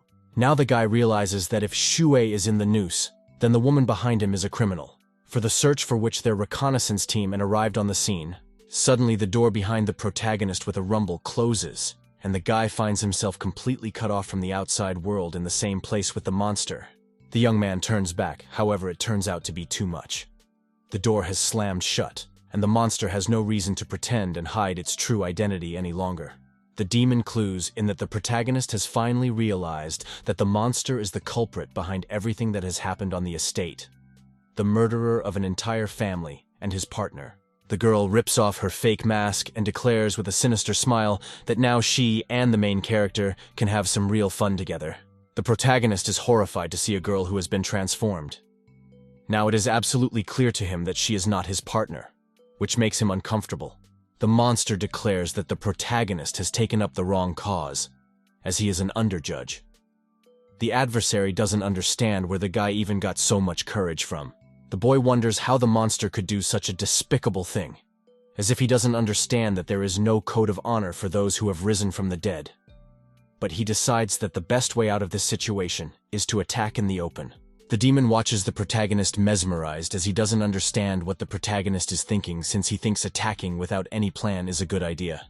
The protagonist admits that he said many shameful words, but the girl forced him to take such drastic measures that he decided to physically assault her. The young man makes a swift lunge forward, but the opponent manages to dodge the attack of the protagonist without any problems. The girl in turn is also not going to remain uninvolved, so, having completed the defensive maneuver, immediately moves to counterattack actions. The demon delivers a powerful kick right into the main character's stomach, so that he flies off to the opposite end of the room. In flight, the guy overturns everything that gets in his way, breaks the table and other furniture, and in addition, and himself remains crippled. The opponent calmly asks the protagonist to cool his ardor and think a little before making hasty decisions. A young man demands the return of his dead partner as he is extremely enraged by his opponent's immoral behavior. The enemy looks at the protagonist uncomprehendingly, as she could not even think that the death of so little-known person caused such feelings in him. The protagonist declares that the demon is completely immoral, as it dared to deceive his true feelings. A boy with tears streaming down his face angrily demands that the monster bring back his beloved sister. The protagonist, when the dead man's foot is almost near his face, once again demands his opponent to return his colleague to him. The girl, in turn, does not want to listen to the protagonist, so she strikes again with her foot, describing a circle. But this time she aims not at the body, but already at the head. The protagonist falls to the floor, and the demon observes that the young man is not exactly a visionary when it comes to any actions or deeds. The adversary states that when the chief is on death's doorstep, for some reason he starts saying all sorts of unbelievable nonsense. The girl demands that the guy does not make unnecessary movements, and does not prevent her from doing what she has in mind. The monster declares that he is going to cut the skin off the protagonist's face. The monster firmly grasps the main character's head with one hand, and holds the other to directly remove the covers. But the guy, without physical resistance, with only one hand, manages to make the monster stop. The protagonist declares that he intends to kill his opponent, as he is extremely disappointed by the fact that the monster took away from him, although not close, but still familiar person. A sudden flow of energy, which takes material form as a red-orange fountain, begins to burst out of the protagonist. The enemy, realizing that the hero is going to use some kind of combat technique, is forced to retreat. The girl abruptly bounces the protagonist back and wonders what he is going to do. The opponent can't believe what he is contemplating in front of his face. But it seems he is beginning to guess the technique the protagonist is using. A huge gas cluster forms behind the protagonist's back, in the shape of a human silhouette. The guy explains that the technique he is using, Battle Spirit, is a reward for completing a trial on the highest difficulty level. The hero reveals that he received it for being one of those who passed the most difficult test as a reward from the afterlife. He declares that he is going to demonstrate his strength. The anger of the protagonist is embodied in the physical manifestation of some clot of substance. The guy declares that this technique is his magical weapon, with the help of which he is going to destroy his rival. The girl is in a state of shock from what she sees, as she doesn't understand what to expect from the main character's technique. The guy with passion in his eyes is about to speak the name of his magical weapon. There comes a moment of maximum intensity of emotions, so the demon cannot make even the slightest movement, because it is in shock. The protagonist declares that his magical weapon is named Hades. Preparations to use the technique finally come to an end, and a huge spirit appears behind the guy's back. You could tell from the enemy's face that the girl had clearly expected something more from the protagonist than the appearance of a giant cute creature, which didn't match his mood at all at that moment. However, the protagonist is absolutely certain that his weapon is very powerful. The demon declares that the protagonist could scare anyone with his weapon, but not him. The guy is sure that his rival can't say anything as he is too scared. The hero declares that the monster underestimates his abilities. The girl wonders how she could ever be afraid of such a lovely magical weapon. She reminds herself that she is a ghost, so she is not afraid of such things at all. The protagonist informs him that since the enemy claims not to be afraid of the hero, he will show him what his magical artifact can do. Zhong Kui makes a sudden leap and puts one arm forward as if floating in the air. He uses the spirit conclusion technique, but nothing happens. The enemy, realizing that it is not worth expecting more from the hero, freely responds to the hero with a kick that throws him aside. The girl reincarnates into her true form, in which she possesses a long, snake-like tongue and sharp teeth. She declares that she did not feel the destructive effect of the hero's technique at all. The opponent jumps into the air to shorten the distance with the guy, and is already bringing his hand with sharp claws. The protagonist is puzzled as to why his technique didn't work, but declares that he still has one move left. Zhong Kui puts his hand to his face, so that the palm of his hand is pointing towards his mouth, which should strengthen his voice. The hero orders his weapon to be handed to him. Sudden attack of the opponent young man without problems reflects with the help of a long sword, which as if out of nowhere appeared in the hands of the hero. The confidence on the monster's face is quickly replaced by confusion, and not understanding how the protagonist managed to stop the enemy's attack. The protagonist's blade emits a small streak of smoke as a defense against the attack. The young man's sword is inscribed with a pattern in the shape of an eye. The young man solemnly declares that his second reward, past the magical weapon, is a ghostly sword. The protagonist gradually descends above the ground and declares that he was completely serious about the ghost sword reward. Stepping on a hard surface and feeling confident underfoot, the hero uses a ghostly sword technique, the Black Blade, which creates countless cuts around the hero. The enemy believes he has evaded the protagonist's attacks, but several blows still catch up with him, causing him pain in his arm area.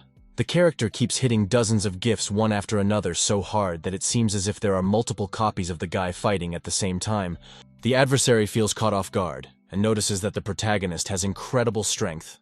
The young man delivers another crushing blow right into the side of his opponent, which gives him a strong kick.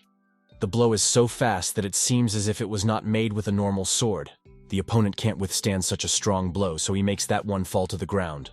The monster wonders how the protagonist managed to become so strong in such a short period of time, because not long ago he was only able to use fun techniques. However, the enemy finally realizes that the protagonist's strength is not due to his abilities, but to the fact that he possesses a strong weapon. The protagonist declares that what comes quickly will also go quickly. The protagonist shows a girl a magic sword and declares that it is enchanted. In addition to its other virtues, the blade turns out to be able to talk. A mouth with eyes appears on the hero's weapon to greet the monster. The hero explains to his opponent that his blade contains the true power of a judge. Suddenly, a voice comes from somewhere below and declares that the guy is an idiot. The protagonist interrogates his weapon about what it just said, as he hopes he heard it after all. However, the talking sword reaffirms that the guy is, to put it mildly, short-sighted. The young man declares that he is not afraid at all, and has the will to finish off his magical weapon at any moment. Blade remarks that the hero can only think of such an idea if he is completely stupid. Sword wonders to the protagonist if he really thinks he's being sensible. Why then does he use the back of his sword when he attacks? The protagonist wonders if using the backside of the sword is the same as using it in its effect. The guy's weapon explains that of course it isn't, because if the protagonist had used the blade of the sword rather than its blunt side, the opponent would have died by now. Zhonghui makes a pensive face and declares that he finally understands what his magic weapon is trying to tell him, while the sword meanwhile states that the protagonist is pretty damn dumb after all. The protagonist feels embarrassed by the fact that he ignorantly used his weapon in a way that he really shouldn't have, so he apologizes. The young man declares that this time, the monster won't be able to escape punishment, as the protagonist is going to attack it with his blade. Zhonghui defiantly places his blade in such a way that his smile ranks up against the smile of the magic weapon. The monster looks at the protagonist and comes to that state when he becomes afraid for his life, because now the young man will definitely finish him off. The protagonist once again does a tremendous amount of blade swinging so that an impenetrable shroud of sword silhouettes is created around him. The enemy is simply and inactive, and silently observes what is happening. The girl does not find the strength to even move from her seat, as she is incredibly frightened by the hero's upcoming attack. Suddenly, the blade of the main character, due to the carelessness of the second, slips out of his hands and goes into free flight. The sword rumbles into the ground a few meters away from the enemy, and for the hero in general renders at the other end of the room. The facial expression on the blade is replaced by a surprised one. The protagonist himself does not understand how he could have made such a stupid mistake, so the realization of his clumsiness makes his eye twitch nervously. The opponent and the protagonist both turn in absolute silence to the direction where the magical weapon has fallen. The protagonist can't believe that he dropped the sword, so he even presses his face with both hands and makes a startled appearance out of surprise. The enemy recalls the words that the protagonist himself said a few minutes ago, regarding things being able to leave as fast as they can go away. Zhonghui declares that everything that happened is definitely nothing more than a misunderstanding. The guy claims that he just wanted to play and have some fun with the demon. The enemy is perplexed as to why the protagonist would choose his enemy to play with, because not only does it sound highly illogical, it is also life-threatening. The girl begins to move from her seat, gradually gaining speed and getting closer and closer to the protagonist. The monster declares that he will not let her waste her time on some pathetic toys. The monster reincarnates into his true demonic form once again, and spells the hero for death. Suddenly, the hero puts forward his hand, the fingers of which uncrossed in a special gesture, and a white glow appears around the guy's hand itself. The hero orders the monster to retreat before it's too late. The opponent continues at all speeds to carry on towards the protagonist, but the monster does not even notice that in his back at a great speed flies a blade of a young man. The protagonist deftly catches his magic weapon, which leaves behind a bizarre trail, and the girl is knocked down, so she loses her balance a bit, but still she manages to resist. Everything happens so quickly that the enemy does not even have time to understand why everything turns out this way. So he asks the protagonist what is happening. The protagonist and his trusty blade rejoice in a small achievement that marks a new trend that leads straight to victory over the opponent. The demon is genuinely surprised by the fact that the main character's magic tool has the ability to obey the guy and even fly right into his hands if he wants to. The girl is holding onto her wounded shoulder. Zhong Kui, meanwhile, mercilessly points his blade at his opponent and declares that he is finally going to finish off the girl. With a sharp movement of his hand, the young man throws his sword straight at the monster, and it heads for his opponent with lightning speed. The face of the magical weapon becomes satisfied, as it foreshadows a speedy victory. The opponent immediately launches an escape in the opposite direction from the protagonist, but the latter declares that the girl does not even hope for the success of such a decision. The guy declares that escape is a completely useless measure, as the enemy will be any slower than his sword, so the girl will not be able to avoid him. The girl runs forward with all her legs, but the blade of the protagonist pursues her, getting close to her back, spinning so fast that it seems as if the weapon is more like a throwing disc. The enemy rushes outside as fast as he can, but the voice of the protagonist comes from the room and orders the girl not to try to escape. The hero makes numerous magical cuts in all directions. The guy wonders if the girl herself claimed her intentions to rip off his skin. Zhong Kui is curious as to why then the girl, having been so brave not long ago, is now running away. The guy declares that the opponent will pay for his rash words. The protagonist's blade brings the young man to his senses, bringing him out of his euphoric state, and explains that the guy just broke the support of a building, so it's about to collapse. However, the main character's magic weapon is not given to calm him down, as the guy finally sinks into the abyss of obsession. He proposes to destroy all the other supports as well. The girl successfully gets out of the building, so she manages to successfully avoid its collapse. The roof of the manor collapses like a house of cards, leaving behind a dusty veil. The enemy turns back in horror as he is at first probably startled by the sudden fall of the building, but then realizes that the hero's loss of life as a result of the crash is quite great. The monster silently observes the enormous amount of building collapse. It would seem that with such a monstrous destruction, the protagonist should not even have a chance of survival. Suddenly, however, a powerful stream of energy begins to burst from beneath the rubble, breaking apart what's left of the roof that once covered the building. The tile is confidently stepped on by the protagonist's foot, indicating that Zhong Kui has successfully survived, escaped the trap, and moreover remains able to continue the battle. The enemy, of course, is frantically frightened by the revival of the protagonist, as he did not expect that the guy will manage to get out from under the wreckage that he himself created. The main character's magical weapon is transformed from a cute little toy into a huge drill, but it still doesn't look at all intimidating. The young man apologizes for being so ahead of the curve. The protagonist believes that he is extremely good at what he does. He is sure that if he didn't have such abilities, he would never have taken this job. The magical weapon asks the hero not to brag, as he has his entire face covered in his own blood. If it weren't for Hades, the hero wouldn't be alive anymore. The sword protagonist declares that they would do well to deal with the enemy as quickly as possible before something unpredictable happens again. The young man agrees to take action after all, so he makes a sharp wave of his hand, and the shockwave spreads out, making a glowing trail behind him. The monster freezes in bewilderment as she realizes there is nothing she can do about the power of the protagonist, who recently was able to destroy an entire building with her help.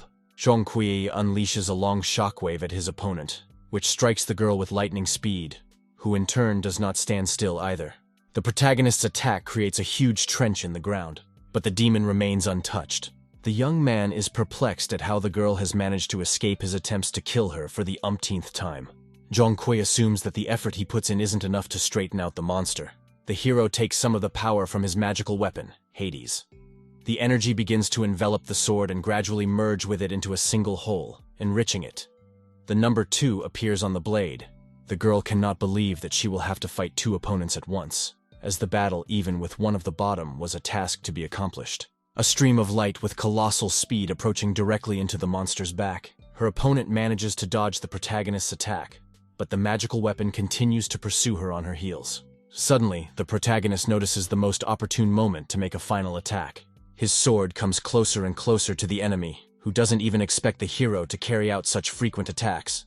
The blade practically catches up with the girl when she least expects it. A clang of metal resounds in the air and the opponent, prepared to give his life, mortifies himself and closes his eyes. The girl is blindsided by a man who has appeared unbeknownst to her to rescue her. The unknown man is dressed in samurai garb and armed with a sword. The man hides his face behind a mask with fangs and horns, and steam rolls from his mouth. The monster is happy about the appearance of his ally because he saved the girl's life. She calls her savior by his name, Shao. The man declares that the girl's mission has been successfully completed, as she managed to find the protagonist, so the demon can be free. Shao has to admit that his allies underestimated the protagonist as well, as the latter turned out to be much stronger than expected. Zhang Kui impatiently wonders who the masked stranger is and why he has killed so many peaceful people. Shao claims that the protagonist is not yet ready for the Dark Unicorn's true intentions to be known. The young man has absolutely no idea which Dark Unicorn he is referring to, so his face expresses bewilderment. The stranger states that he will allow the protagonist some more time on the loose, but swears that the next time their encounter comes, he will use him to turn him into a zombie. Xiao declares that when this moment comes and the above happens, Zhang Kui will beg to kill himself. The protagonist is marveled by such sudden and bold statements. He doesn't understand where the stranger came from and why he makes any demands at all.